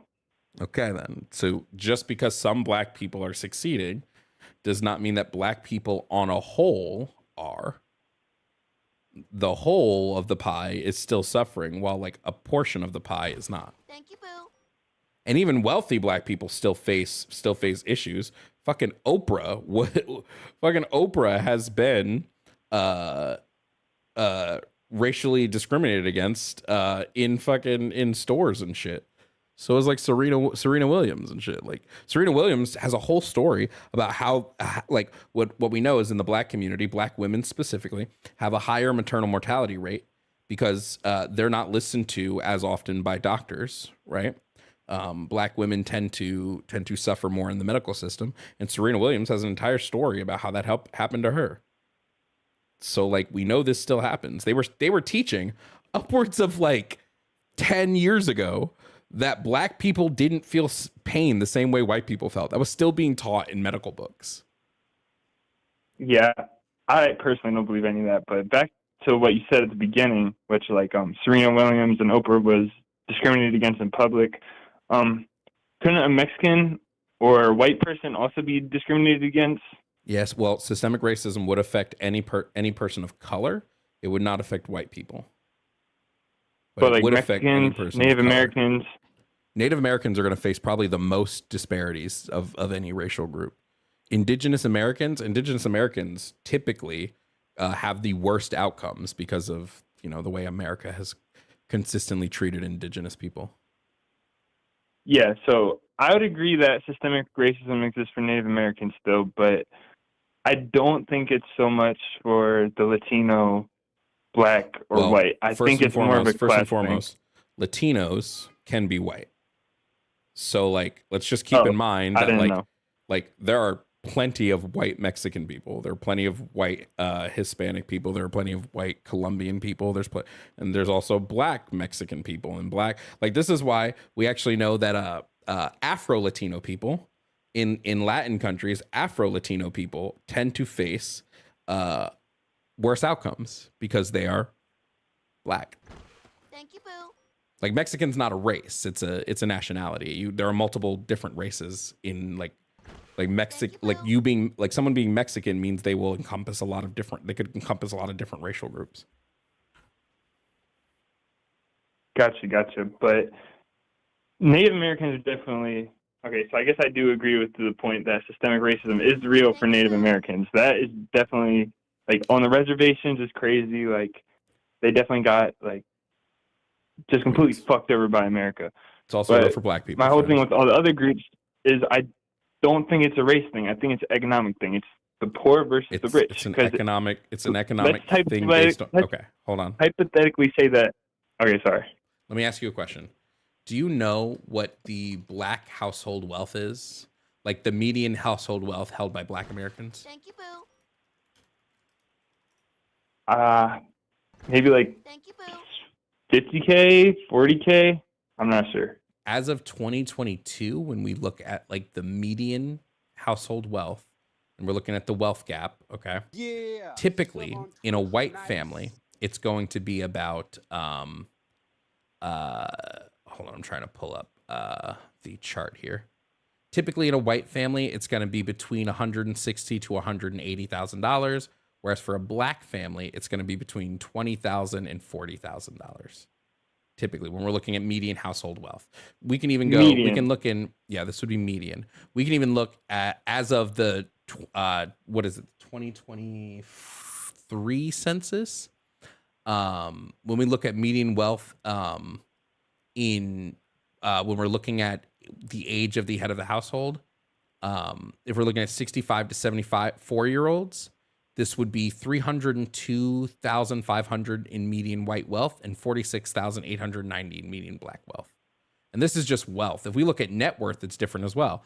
The typical net worth of a white family tends to be $171,000, while the typical net worth of a black family is around $171,150. Those were 2016 numbers for that one. But what we see pretty consistently is a wealth gap and disparity between white and black Americans. That wealth gap is because of systemic racism. What's the median just for Americans in general? The median American wealth. Yes. It's going to be about the median net worth of U.S. households is about $192,700. I don't understand that. What don't you understand? That I don't know. It's just I don't understand systemic racism because if you put any white kid that's privileged and then you just swap him with a black person that's unprivileged and struggling and I hate to say it, but black communities, I hate that word because I think there's really just poor and rich communities. I think the white kid would have the same struggles as anyone else living in those poor communities, and the black kid would have, the same One upbringing. thing you need to understand about systemic racism, when it comes to systemic racism and when it comes to white supremacy, rich white supremacists will throw poor white people under the bus if it means that they can target black people. They will always throw the poor white people under the bus if it means black people get targeted and hurt more. So they'll always throw the poor under the bus, regardless 100%. of race, regardless of ethnicity. Yes, but the target is black bodies. They don't care though if white people get caught in the crosshairs, but the target is black bodies, right? One of the ways you have to look at this is like when we're looking at these poor neighborhoods, there are white people who live in these poor neighborhoods 100%. The difference is that they weren't funneled into those neighborhoods systemically like black people were. Black people had to deal with redlining, which funneled them into specific neighborhoods. They had to deal with racial covenants on homes, which disallowed them to even purchase specific homes. They had to deal with all of this. White people did not. White people ended up there, sure, because of a litany of things, right? But they didn't end up there because they were specifically funneled in there like black people were. I didn't think they were funneled in. I thought they moved in and all the white people just moved out. No, there are still white people there. I mean, white people live in these places too.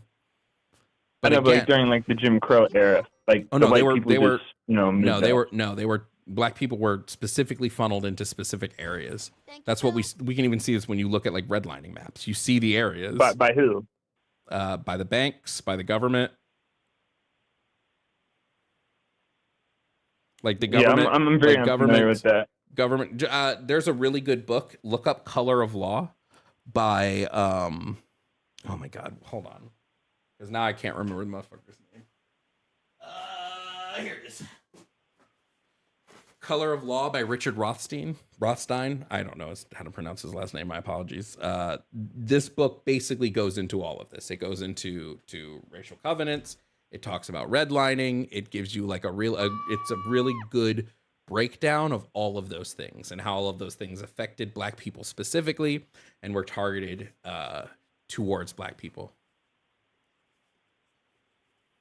Okay. So for anybody asking again, it's Color of Law. I don't think I can change your mind on it, but what I will say is that well, just really quickly, it is mainly economic, except for the natives. They were just kind of thrown in the bus. I need us to be aware of something. You said, I don't think I can change your mind on this, but you haven't provided literally any information that would, like, you haven't provided any information. I mean, you did say though that they'll throw a white person under the bus as long as they get their target audience. Yeah, that doesn't mean that racism didn't exist, right? Just because they don't care if white people get caught, like poor whites get caught in the crossfire, they're still targeting black bodies.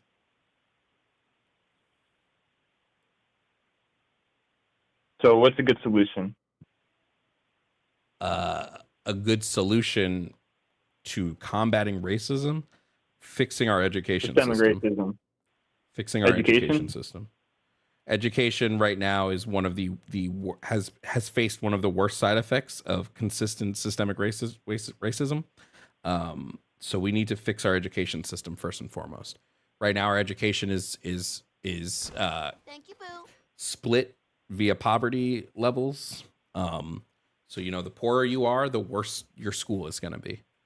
Like typically, we need to make it so that all schools, no matter the wealth of the family, receive the exact same education, like financial, like we shouldn't be paying through schools via property tax, because when we look at property tax, right, property taxes, black people, again, when we look at black people being funneled out of neighborhoods and funneled into poor neighborhoods, out, like typically black people actually had a lot of farming land, so they were like out in rural areas doing farming land, and then they were pushed into intercity lands, and in there they were forced into areas where the property tax was very low, thus their schools are underfunded.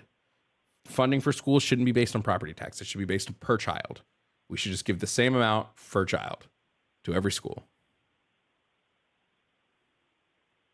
Okay. So yeah. But I guess it was good talking to you.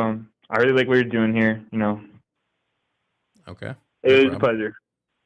All right. Have a good one, I guess. Back to my initial point, I think it's an economic thing. I don't think the black people are discriminated against now. I think it's the poor people versus the rich. Wait, I don't If you got, I don't deny that class consciousness exists, but you also need to recognize that intersectionality exists. And just because somebody is poor does not mean they also won't be targeted because of um, some other aspect about themselves, which would be their skin color. I really wonder what the median income would be for white people, whatever that means, white Americans, if you got rid of the top 10%. I wonder if it would really be Well, getting rid of even the or top closer to 10% even. on anything would change the median pretty hardcore because you got rid of like a large portion of the numbers. It's an economic thing. It's not racial. Okay, whatever. Sure. Whatever. Thank you. Thank you. But all right. Sorry. Hey, here's all these examples of modern day systemic racist things. Yeah, but I think it's all a class thing. Okay, why do these not affect white people in the same way it affects black people? But it's still a class thing. Okay. Sure. Sure, Jan.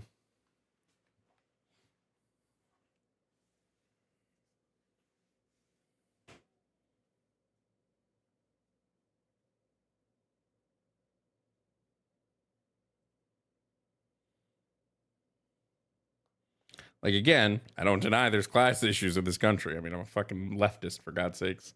I'm a goddamn commie. But two things can exist at once. If these things don't affect even poor white people in the same way they affect black people, then it is not just a class thing. Anyway.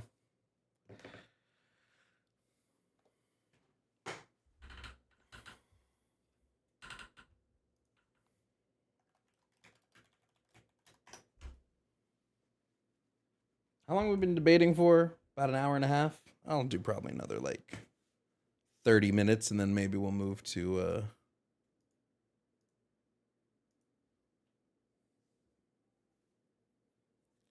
Hey, Imani, thank you so much for the super chat on YouTube. Someone's on the TikTok request. Let's take a look.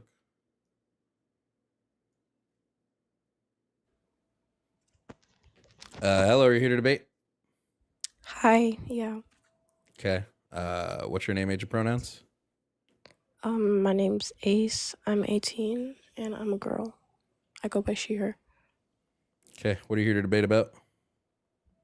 I just wanted to get your opinion on the topic. Which topic? There's multiple. The trans women and men are men and women.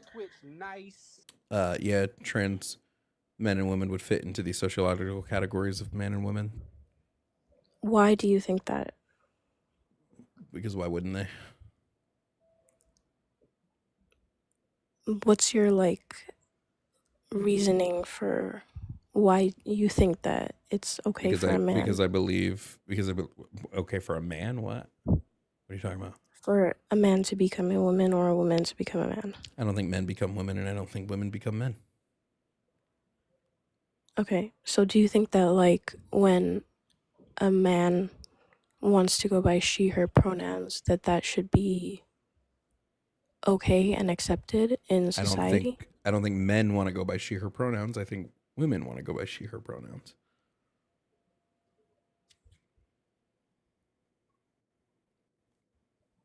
I'm not understanding what you're saying.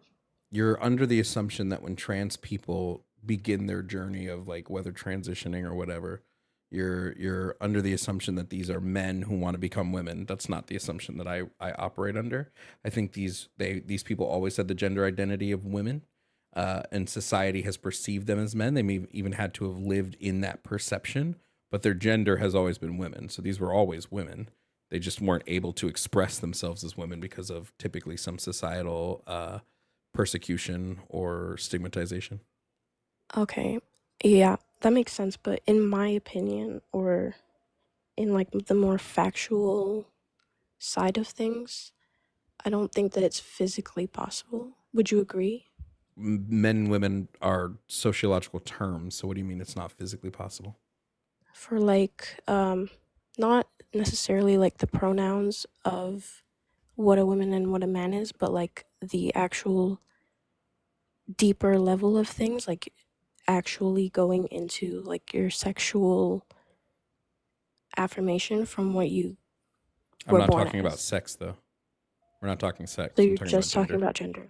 Well, yeah, that's why I didn't say males and females. I'm just talking about men and women. Okay. I don't think your sex, whatever your sex is, matters when it comes to like your gender identity. I don't think your sex is gonna because you are a male. That doesn't tell me whether you're a man or a woman. What tells me whether you're a man or a woman is your gender identity. Okay. Thanks. Okay.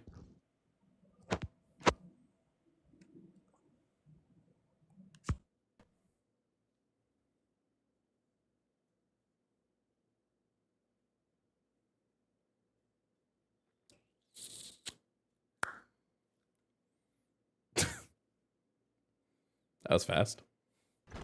Thank you, Boo.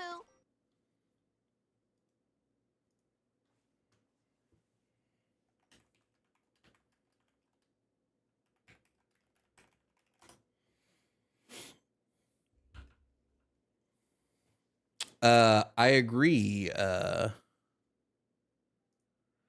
agree. I don't know how to pronounce it. Anacornista. A male dog is still a male, but they aren't a man. Yeah, exactly. Rob, thank you for the $10 on Venmo. Thank you so much, Rob. Shout out to you, friend. I guess I'll open the call-in line again.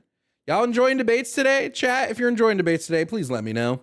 Remember, if you do support the content, you can always help us reach our tip goal. We do our tip goal every day. It's just there if you want to. It's never required. It's just there if you're like, oh, I support Jovan. I like what he's doing. Yeah. Do you ever get a good debate? Sometimes. Not a lot.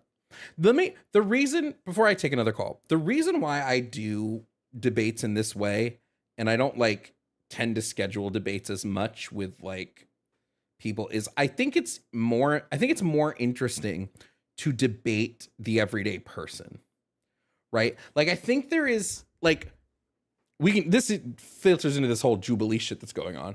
Like Michael Knowles, admitted Christian nationalist, literally a Schnazi, right? What do we get out of debating him? Like, yeah, I could make him look stupid because he is, but like, he's not the every person, right? I want to know what the every person thinks, and I want to try to challenge those views because those are people that might actually change their mind.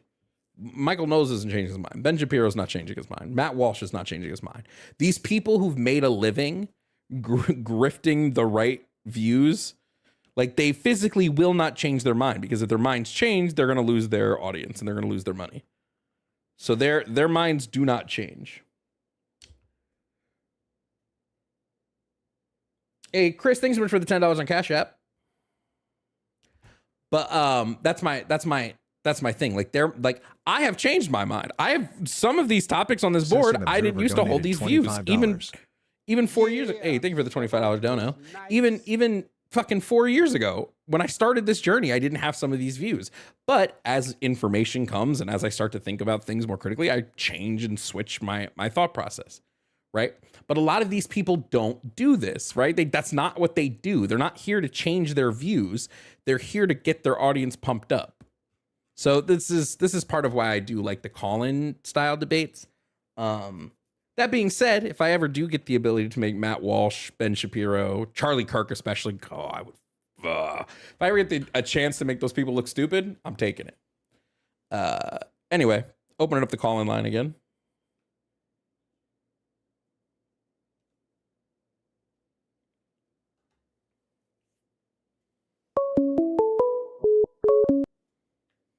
Hello, are you here to debate? Nice. Yes. All right. What's your name, age, and pronouns? I'm Steven. He, him. 27. Okay, Steven. What topic do you disagree with on the board?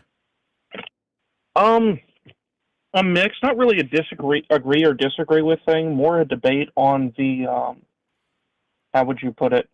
Not left versus right, but more libertarian versus authoritarian. Like, how much would one impose to see these issues solved, or how would they? Oh, I'm on. Okay, I'm on the Twitch. Okay. Yeah. Yeah, you are. Okay. All right. Now I know where I'm at. So a bit of background about me. I'm waiting for the lag to catch up. Well, you have to turn off this. If you're watching the stream, you got to turn the stream off. What? If you're watching the stream, you have to turn off the stream. Thank you. Let me put you on speaker. That makes things easier. I've not done this before. All right. Alrighty. So, I guess let's start with trans because it's the most controversial. How do you feel about gender mourning? Are you familiar with that? Gender mourning. No. So gender mourning is, this could be the mother or the father, when they have a kid and the kid is not the gender they want. So they might have a boy, but they want a girl, and they might have that boy dress up as a girl. Sure. This has happened. There are cases of this. Sure. I think that's so kind of stupid. I'm not a fan of it either. But there's a case to be made about, like, at what point is there peer pressure, and at what point is this a self-determinant thing? Well, we know this because we know how gender develops in the human body. At least in your mind, we know how gender develops in the mind. From ages 2 to 3, children start to develop the ability to gender objects or people. So they start to understand, at least in whatever society you're in. So, for instance, in Western society, we tend to have 2 typical gender roles, and that's man and woman. So they're starting to become able to separate those things based on a litany of phenotypic traits that they see.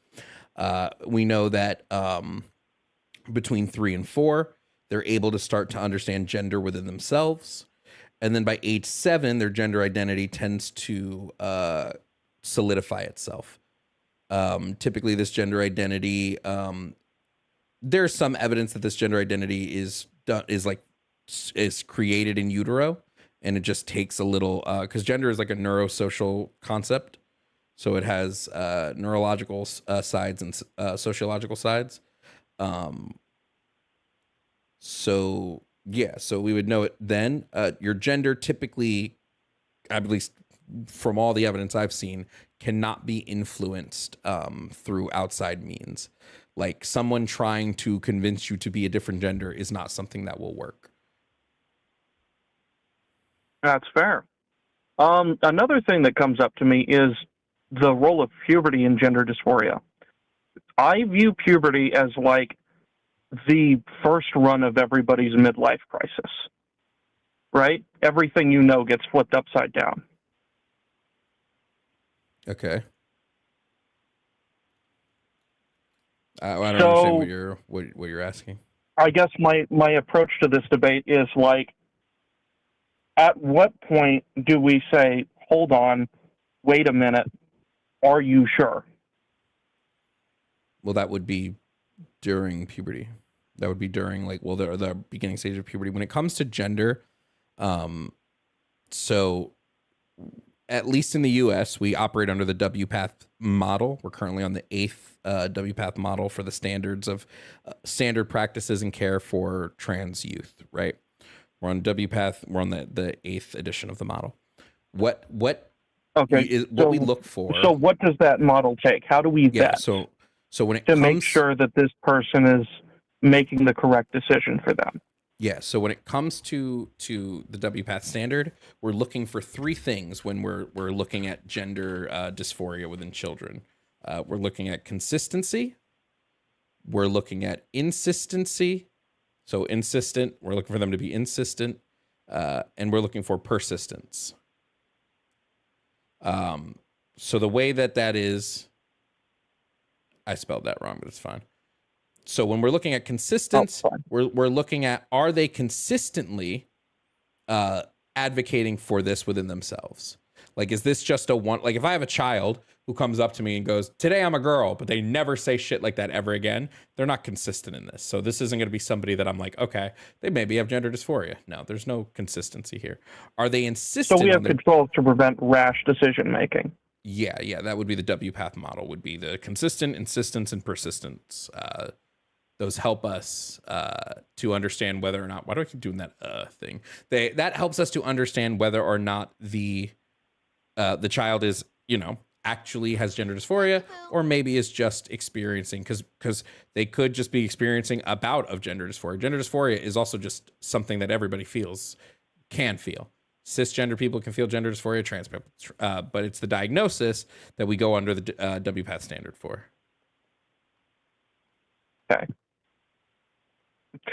I can talk about the other topics too.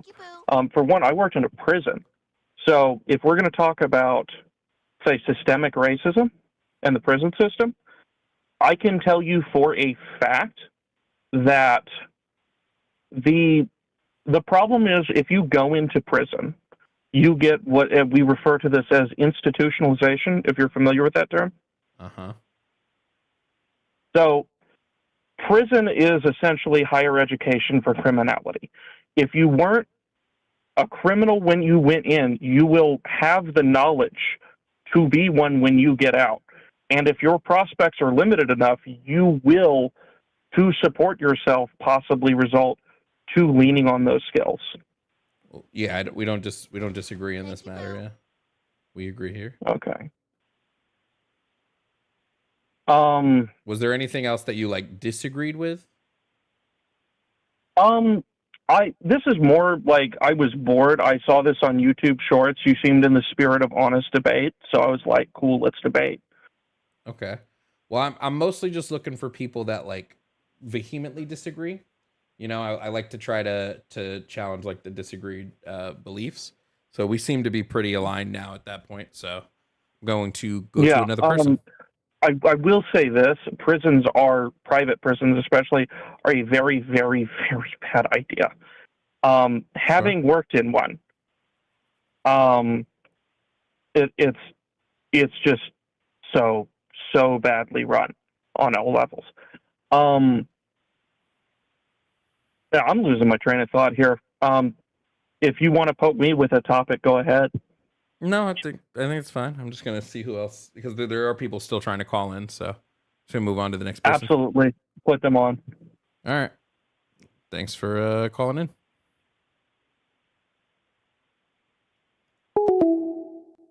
Okay.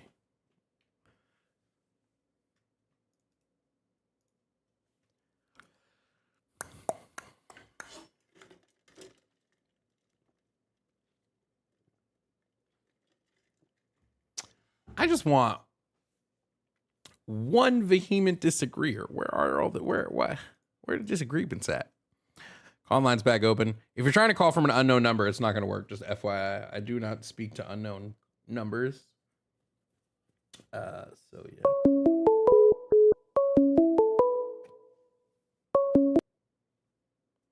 Hello? Hello, are you here to debate? Yeah. Okay, what's your name, age, and pronouns? Jonah 21, Benny. Sorry, what did you say your name was? Jonah. Jonah 21, any pronouns. Okay, Jonah, what do you disagree with on the board? Not specifically what's on the board. It's something you said earlier, in regarding to systemic racism. Okay, what was it? You said, so I'm interested. I'd like to hear what your reasoning for why you think systemic racism upholds capitalism as opposed to the other way around. Why do I think systemic racism upholds capitalism? No, I think capitalists use systemic racism to maintain wealth. So it's not really that I think that I think if we're looking at what came first, I do think systemic racism came first, but I think capitalists use systemic racism to maintain their political and economic power. Yeah, I can agree with that. There's another thing where you were talking about incarceration rates of Black people. You said something about the reason for that being that because they want to use Black bodies for the labor force in prisons. I was wondering what your reasoning for that was. Well, they've always wanted to use Black bodies for labor, like from the dawn of time until now. We didn't really, how do I phrase this? Black people have constantly been used for their labor, and we know that prisons exist solely to give the state some. Oh, let me phrase it this way. I believe prisons to exist to give the state cheap labor, and if the prison system is kept predominantly Black via systemically racist systems, that would mean that those Black bodies are being specifically used for their labor and targeted. So, but I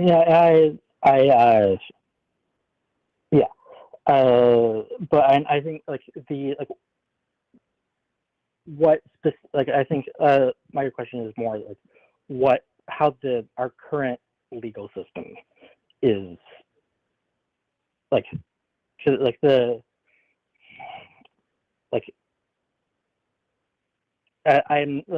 think my disconnect is arguing that our current legal system is targeting Black people specifically for that. How is it current? How you're asking how the criminal justice system is targeting Black people? No, for the specific purpose of using it. What your argument for reasoning for that, current. Well, because the prison system is utilized for. It's literally utilized for labor. That's why the 13th Amendment was written that way. Right, it's not a secret that they freed the Black people using an amendment that also kept slavery around for prisoners and then imprisoned Black people en masse. Right? Yeah. So it's a concerted effort.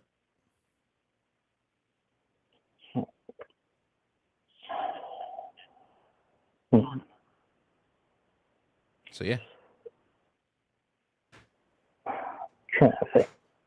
Trying to think of how to word it specifically.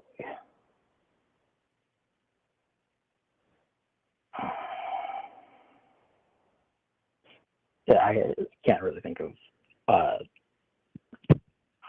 how to word it. So I guess we can agree to disagree on the specific mechanics on it, or something. I would be curious about what your sources that you use for what do you call it? Gender affirming care for the success rates of gender affirming care. There's a couple of studies I have on that.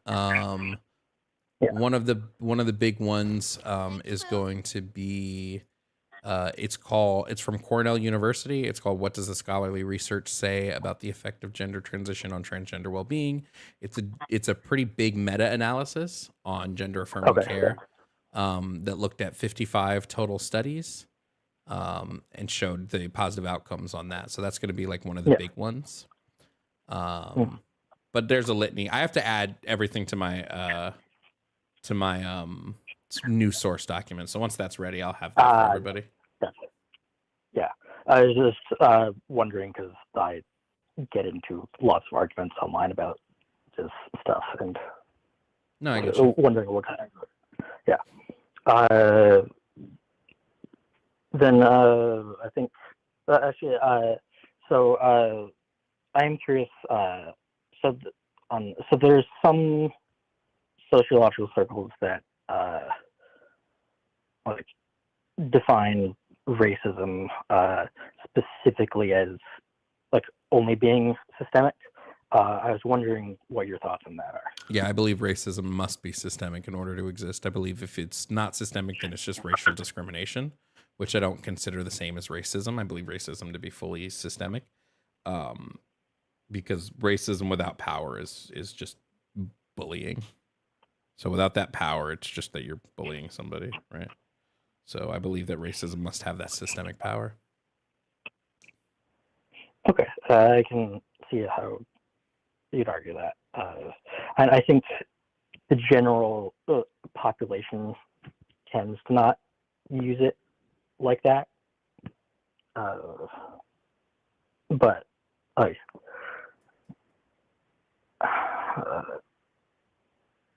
yeah. Okay.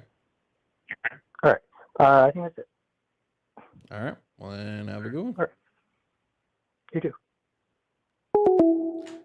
All right, squad, listen up. Listen up. We're going to do office hours. We got an hour left to stream. We're going to do office hours. I feel like it's been mostly that today anyway. So we're going to go to office hours. So the way office hours is going to work is I will field questions in chat from all three chats: YouTube, TikTok, Twitch, Instagram. You can also call in if you would like to, just to ask a question. Call-ins for office hours will be limited to 5 minutes each. So I will be monitoring office hours, monitoring those calls for 5 minutes. So we're going to do office hours. Anyone can call in during office hours, whether you have a debate or not. If you don't get in this office hours, try for next office hours. But these are Jovan Bradley's office hours. Put in a question. Let me know what you want me to answer. And we'll do it that way.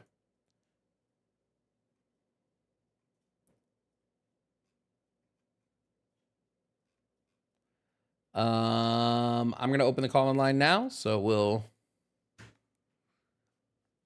see who wants to be on with Jovan. I want to hear your opinion about social workers in prison. We need more of them.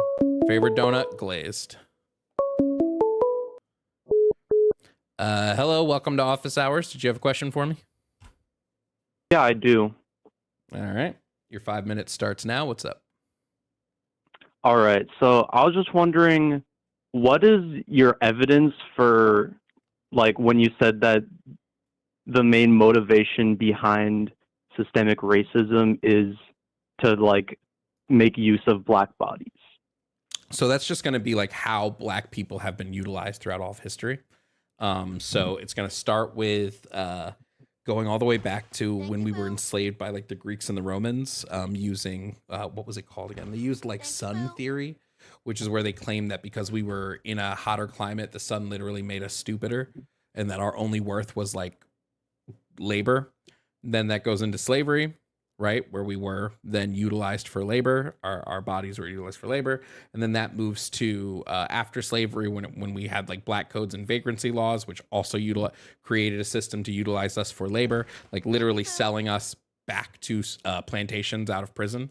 The 13th Amendment being written in such a way that goes, you can't be a slave unless you're a prisoner, and then over policing black neighborhoods and making us prisoners. These are all things that lead me to go, they want to utilize black bodies for labor.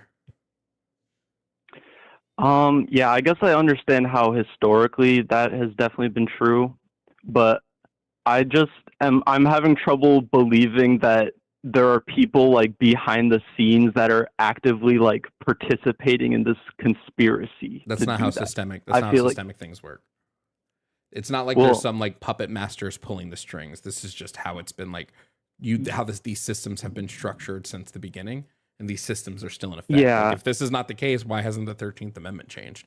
Why do we still allow prisoners to be cheap labor forces if this isn't the case? And why do we still overpopulate our prisons with black people if this is not the case?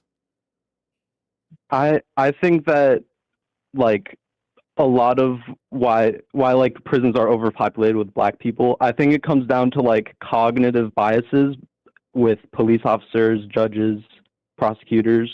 Why do we have systems that allow en masse for judges and police officers with bias to be in charge?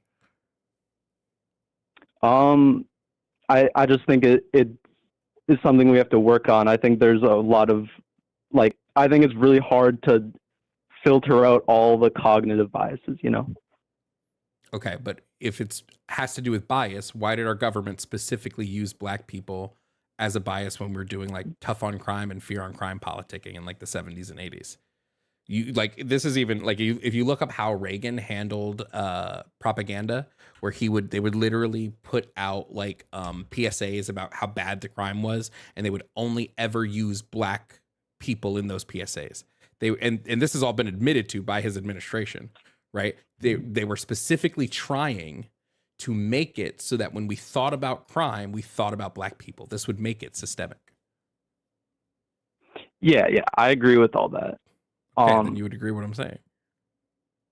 Yeah, I just think that like all this stuff of like people are being racist. I don't think they're like purposefully being racist with the intention of using black bodies.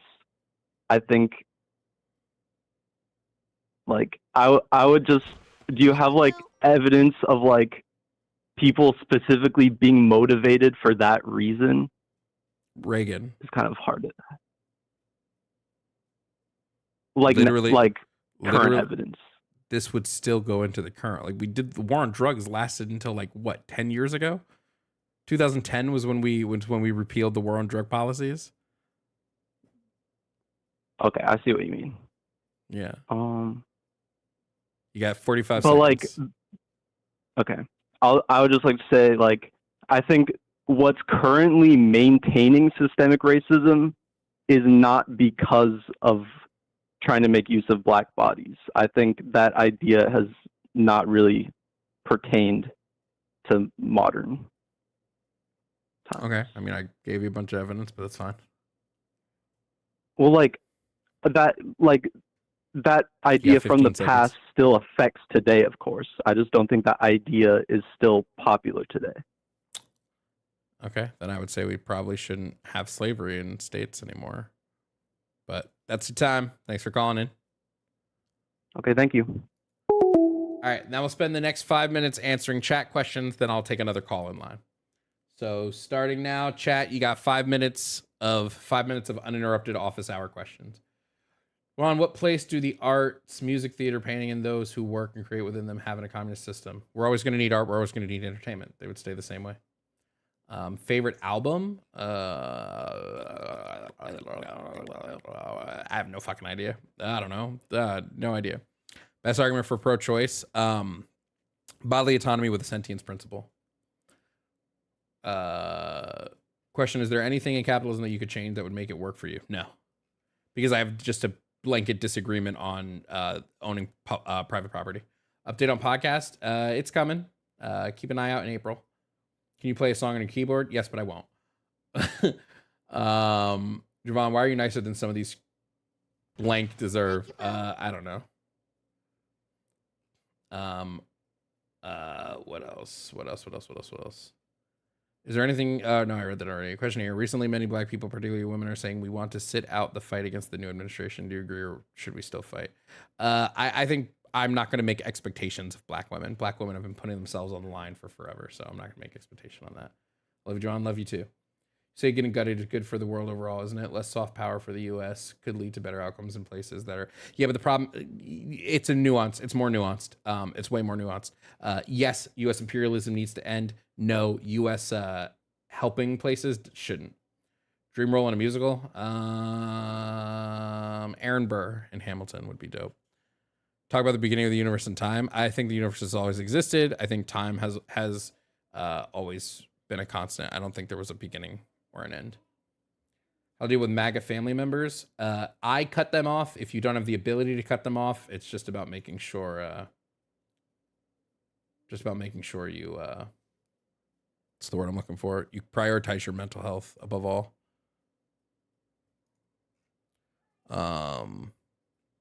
Check general in Discord. I made a template.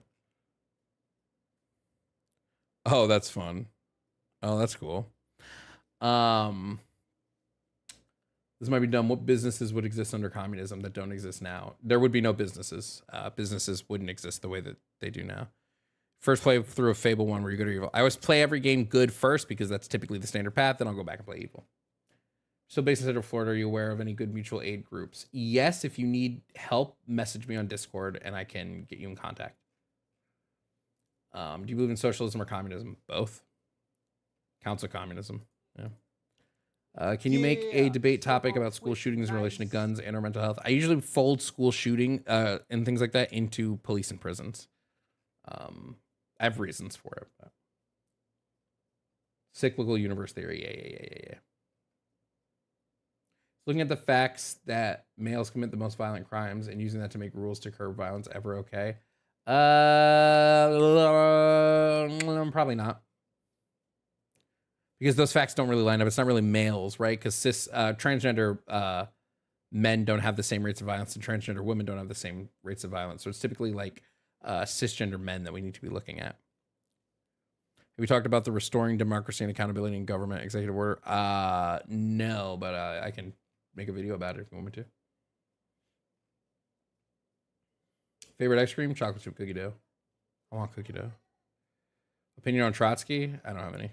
Morning Manifesto coming back? Probably not. I really like sleeping in. Maybe about those who voted third party. I don't hate people that vote third party. I don't think they should be blamed. I think the blame lies solely with the Democrats, the DNC, specifically. Could prostitution exist in a communist society? Oh, this one's going to take some more time to explain. So this is going to take up the bulk of the minute. It wouldn't. Prostitution probably wouldn't exist because now, if you're a sex worker, feel free to correct me on this. I've never met a sex worker who would do sex work if they were not making money. I've never met that. You might have some people that are exhibitionists, right? But prostitution wouldn't exist. Sex work would be gone because there would be no need for it. Nobody would have to use their bodies to make money in that way. So most people wouldn't, in my humblest opinion. If you are a sex worker and you think, well, if the question I like to ask, and I actually have been wanting to make a video about this, so I'm probably going to put out a thing, Google form to have sex workers answer some questions.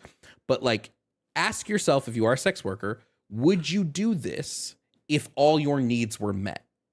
I think the answer for most jobs is like most jobs like that are going to be no. So I just think there wouldn't be a need for sex work. There wouldn't be a need for it in a communist system. So, like I said, you might still have some people that are exhibitionists who like to, but that would be. You like Sonic Adventure 2? Yeah. I could hear this man talk 24 hours a day. Oh, shit. Where were you when we were doing a subathon? I was on 24 hours a day.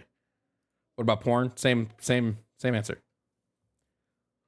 Would you say to people that use communism as pejorative because it's tied to authoritarian regimes like Stalin's? Capitalism is also tied to authoritarian regimes, so I just think it's a doo-doo-headed analogy.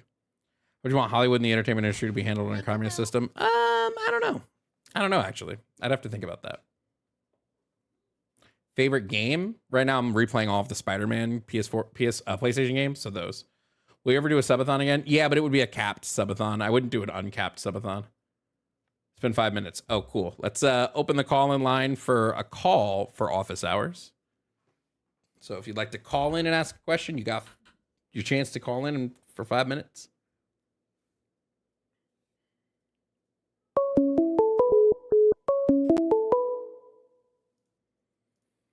Hello, are you here for office hours?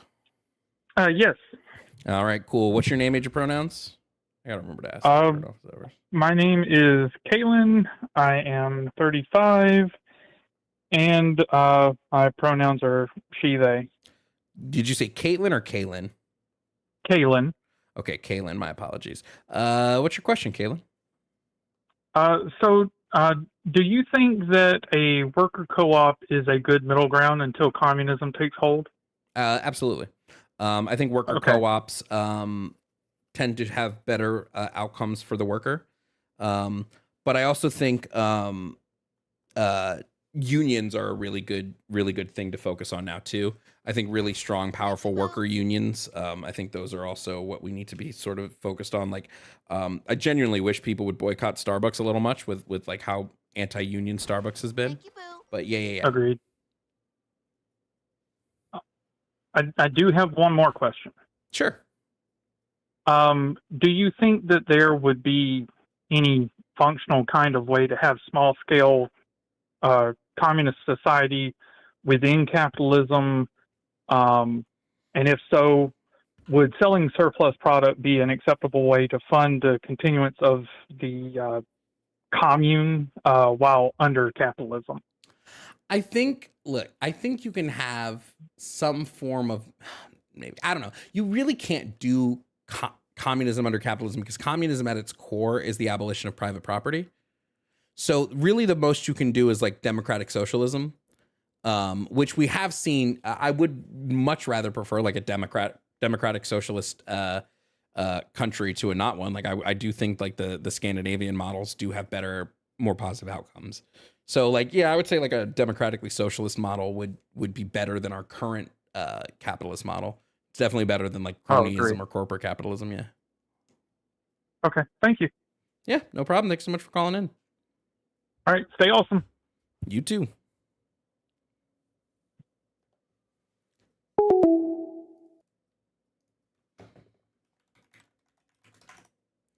Okay, 5 more minutes of rapid fire. Bring it on, chat. Thoughts on subreddits like moving to North Korea, or do you disagree with them? I don't disagree. I don't care.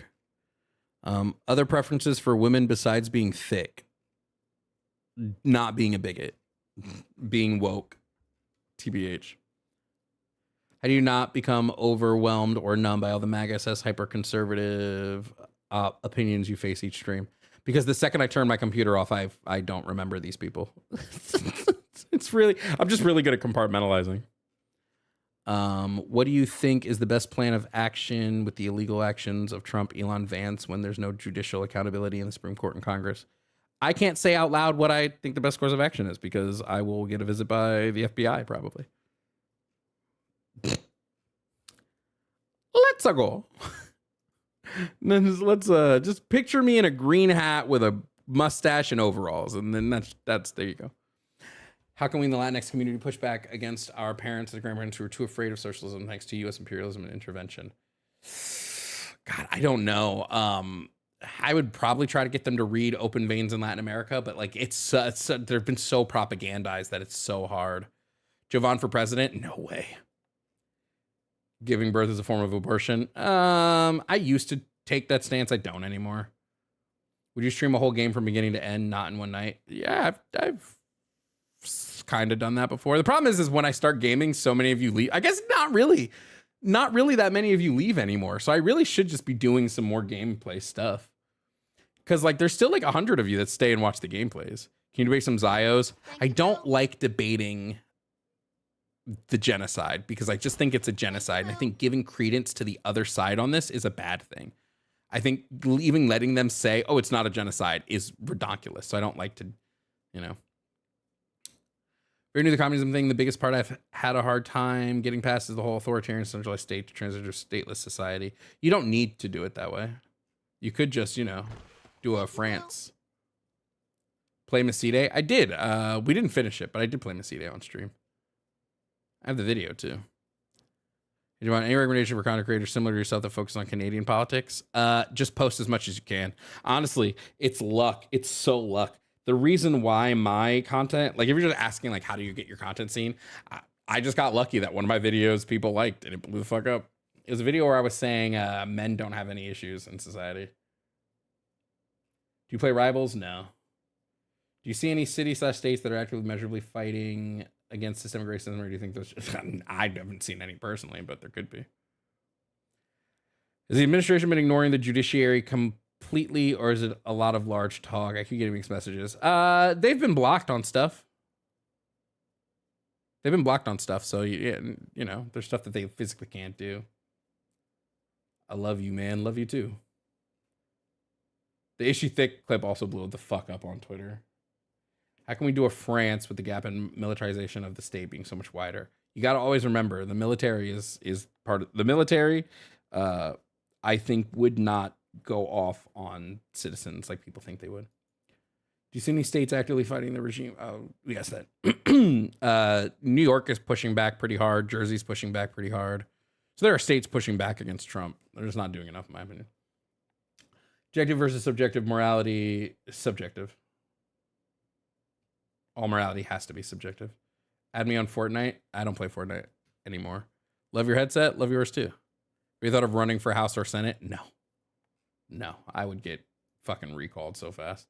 Do you like grilled cheese? Love grilled cheese. My favorite grilled cheese. Every time I go see a movie at the AMC in Disney Springs, I always go to Florida Everglazed, which is a donut shop that also has grilled cheese on the menu. And I get a grilled cheese after every movie. And it's the greatest grilled cheese. It's so fucking good. I love it. When you come to Ohio, probably never. Somebody invite me, maybe. Invite me to speak somewhere. Favorite food? Penne alla vodka pizza. Delicious. Annie, thank you for the $20 on Venmo. Thank you so much, Annie. Love the office hours format. I'll keep doing them. Would intellectual property work any different under communism? Probably wouldn't exist. Thoughts on Krispy Kreme? Overrated. Not as good as Tim Hortons. And I actually like Dunkin' Donuts more. Do you believe in aliens? Yeah. Would you move to Florida? Probably not. I don't like it here. Well, Disney might have got me here. Sonic has grilled cheese? I don't know. Okay. Time to open the call-in line again. Call in for office hours if you got an office hours question. We still got like 45 minutes of office hours. You think Kamala was a good candidate? I think she was a decent candidate, and I think the Democrats ran a terrible race. Hello, are you calling for office hours? Oh, sorry. I think this is the wrong person. Oh, is okay.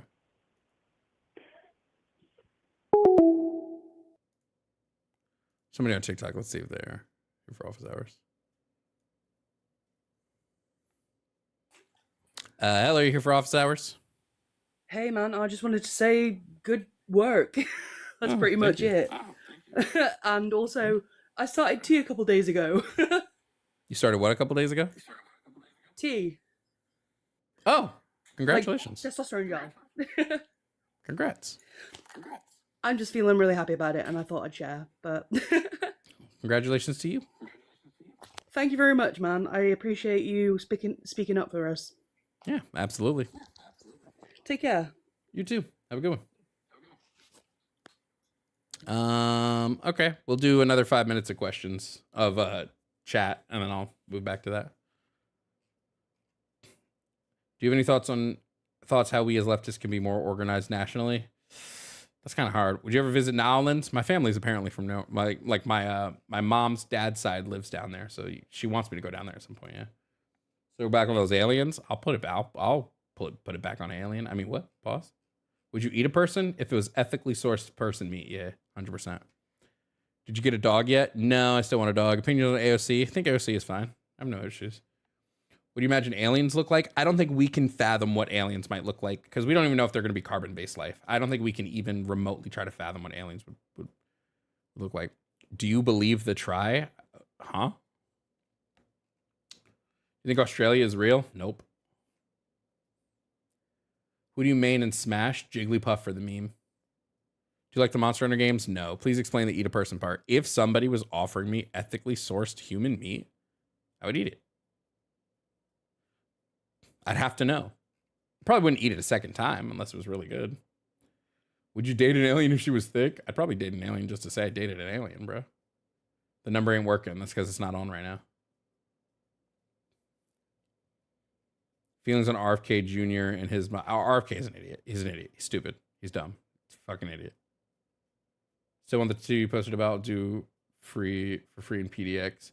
Yeah, I do want to get the Sonic tattoo. Yeah, I really do. Do you believe in ghosts? No, not at all. Send a story. I'm inspired by something you said in Discord DMs. Never got a response. How can I send it? I don't really read Discord DMs that much. I would just post it in the Discord somewhere. Do you think the Trump administration would collapse with the mandate thanks to popular uprising? I do. So sorry for the mistype earlier. Oh, no worries, no worries.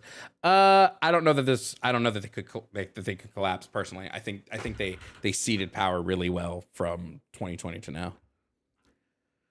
I agree that for proper prisons are bad. However, I don't think getting rid of prisons completely is a good idea. What would you do instead with the understanding that some systems are gone? When it comes to the prison conversation, ask yourself, what is the purpose of a prison and what do they accomplish? Because the answer, whatever you come to with that, is going to really dictate your thought process here. Can you debate more small time politicians though? I actually should reach out to Florida politicians for debates. Yeah. If the state shouldn't put people to death, how can we give billionaires haircuts?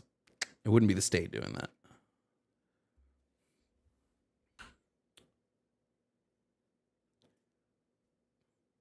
Best faction for the Mojave? I don't know what that means.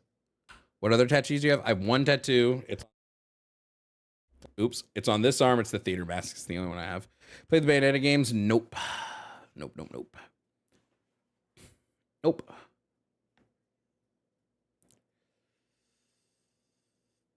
Please pay my brother. Have him call in. Favorite Disney ride? I'll give you my top 5. Guardians of the Galaxy Cosmic Rewind, Expedition Everest, Tron. Shit. Expedition Everest, Tron, Rise of Resistance, Rock and Roller Coaster. I think that would be my top 5. Top 5 right there. Thank you, Boo. Have you tried street epistemology on Interlocutor? No. Would you get a tattoo of Sonic or Shadow? Shadow. I think it was a Fallout New Vegas question. Oh, fuck. I do love Fallout New Vegas. Fuck. The Mojave. Shit. Unpopular opinion. I always join Caesar's Legion. Unpopular opinion. Actual thoughts on furries? I have none. Lord of the Rings or Game of Thrones? Never finished the first Lord of the Rings movie. Never. I always get to the point where they're like, we must take the ring and go, and then I stop watching. I get bored. Would you play Sky Children of the Light? I don't know what that is, so sure. Do you think the current Republican Party is a cult of personality around Trump? 100%. 100%. They should have reskinned Rock and Roller Coaster Powerline. I disagree. It being the Muppets makes more sense. Powerline isn't that type of music. So I disagree. What's your educational background? I dropped out of my second semester of college. Dropped out is an interesting term. I walked out. I was sitting in my second semester of college in an educational psychology class, and I just thought to myself, I was like, this sucks. And I walked out and never went back. I believe prisons are there to reform criminals. Then I would challenge your belief on what prisons are there for. Thoughts on Dear Evan Hansen? The musical is fine. The movie is dog turd shit. Actual dog turd shit.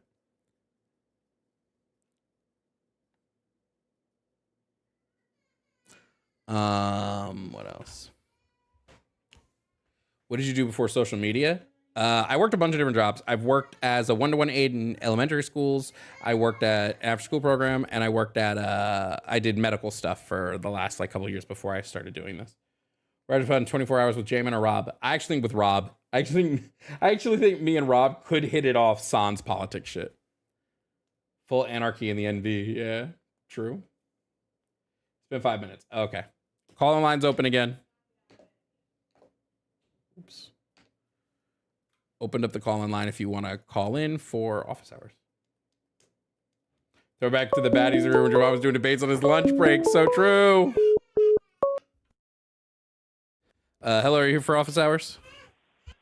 Yes, this is Faye from the Twitch chat, actually. Oh, hey, Faye, what's up? I just had a question. Do you think there's ever going to be a way to bring liberals and leftists together? To where we're more on, the same page? Liberals and leftists? No, because if a liberal agrees with capitalism, then they can't get on board with us leftists. So no, probably not. Because that's the page that would be missing is they are for capitalism and we're not. Yeah, I know. It's just really hard, because I'm leftist and my parents are more liberal. So, they agree with a lot of things, but of course, talking to them about communism, they think about it so completely differently. Yeah. So, yeah, that's really all I want to know, because I just worry, I kind of hope in the future we can, of course, win. But if we ever get out from under Trump, it's just been scary. So. No, yeah, I get you. But I just wanted to thank you, too. I'm very visually impaired, and your chat has been awesome, and your mods have helped me a lot in Discord, and you're wonderful, and it's a very safe place for people to be right now. So I just wanted to thank you for that. Yeah. Hey, no problem. Thank you for being a loyal baddie. All right, I'll let you get back to it. Thank you. No problem, Faye. Have a good one. All right, bye. I'll be right back, chat.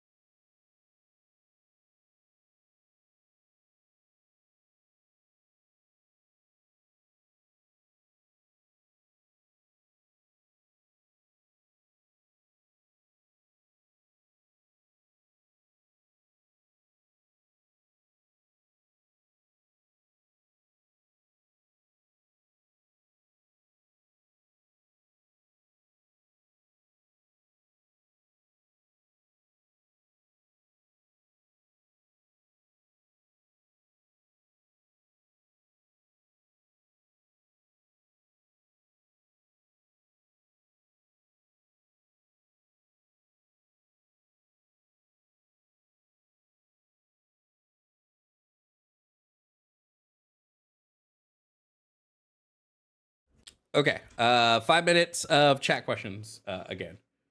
5 minutes of chat questions. 1 second. Do you think Donald Trump can actually do all the things in Project 2025? Yes, actually, yeah.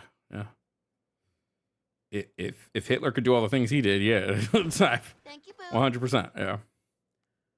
Will you marry me? No. Sorry. I don't believe in marriage. What do you think will happen with our foreign relations? They're currently falling apart. So that's what I think they are currently in the process of falling apart. What are your thoughts on the removal of all DEI? It's so stupid. And doesn't even address the problem they want to address.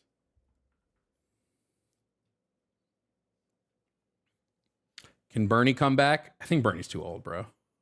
Bernie is too old, bro. Like, let's not. I think prisons are problematic in America all over the world, everywhere. Except for Norway. Norway's prison system is pretty good. Because it doesn't operate as a prison. Do Dems even have a chance for 2028? Yes. Did you vote for Clinton? Hillary? Yeah, but I fucking hated it.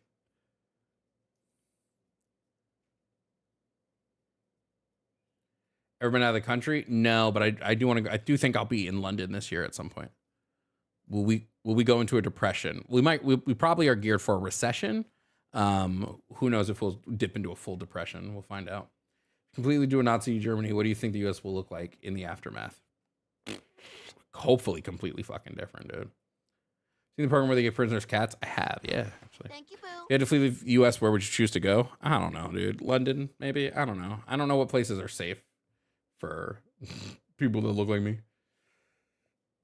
Is there anyone the Democrats can really rally around the latest? I actually do think rallying around AOC isn't that terrible of an idea. Thank you, Boo. Thank you, Boo. Yo, thank y'all for following on Twitch.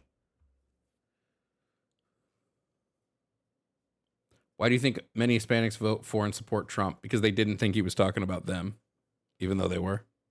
Even though he was. Thoughts on ranked choice voting? Fucking please give us fucking ranked choice voting, bro. Please. Gavin Newsom? No, he's from California. They hate him. They don't like California. What are your thoughts on compulsory voting? Yes. Yes. Yes. Those are my thoughts on compulsory voting. Yes. Big yes, dude. I'm all for compulsory voting.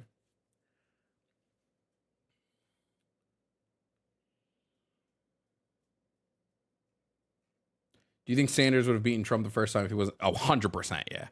Because you have to remember, so many people, I've talked to so many people who were Trump supporters who were like, who have told me that they were Sanders supporters first, and that they were disenchanted with the Democrats because of the whole Bernie being sandbagged. Yeah, 100%. I think Sanders would have won easily. Actually, I think he would have won easily.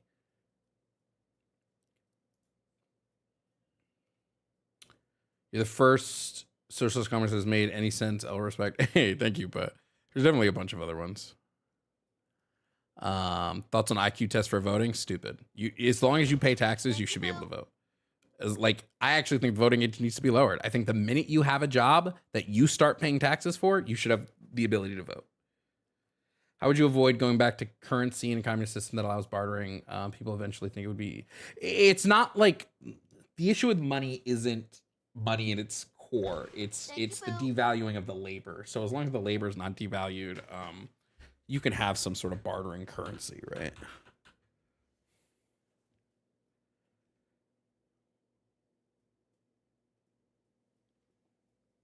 The right is trying to bring back full-on slavery and doing a handman's tale for white people. Thoughts? I mean, we already have slavery, but yeah, I don't disagree that they're trying to force women into birthing, to being birthers.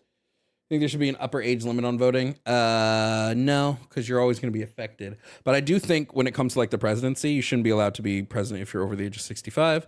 And you should, I do think we should get rid of 2-term presidencies and just have 1 6-term presidency. 1 6-year term. Because you spend the last 2 years of your first term just fucking campaigning anyway. Right? So I think just give everybody 1 6-year term and be done with it. Isn't that ageism? I don't give a fuck about ageism. We should be ageist. It is a biological fact that the older you get, the more your mental faculties decline. So like, yeah, it might be ageist. Oh, well. You think the imperialist stuff is serious? Very, yeah.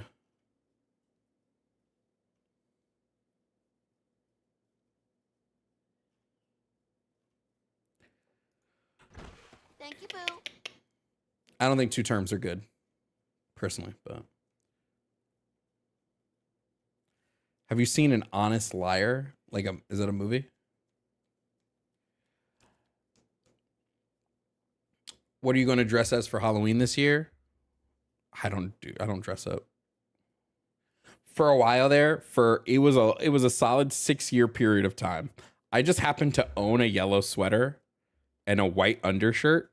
So for 6 years, I went as the same thing for Halloween, and it was Arthur. Because I just couldn't be bothered.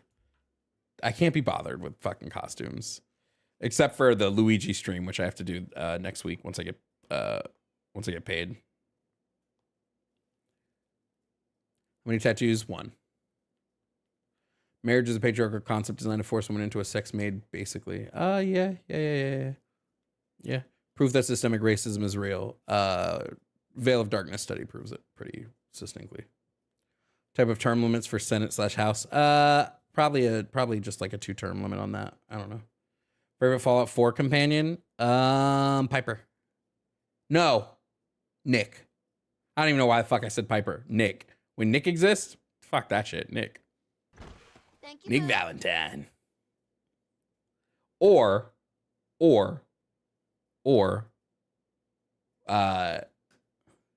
shit, what the fuck's his name? Who's the ghoul?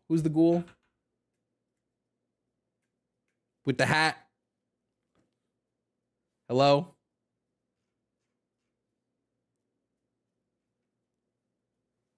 Hancock? Yeah, Hancock. Hancock's sick. Okay. That's all the time for me today. I know it's not been a full hour, but I'm getting tired and I need to go eat dinner. You will maybe see me on tomorrow. I have something to do between 1 and 5 p.m. and I don't know that I will be available after that, but you might see me tomorrow. You might not. Thank you so much for watching, chat. Thank you everybody who tipped.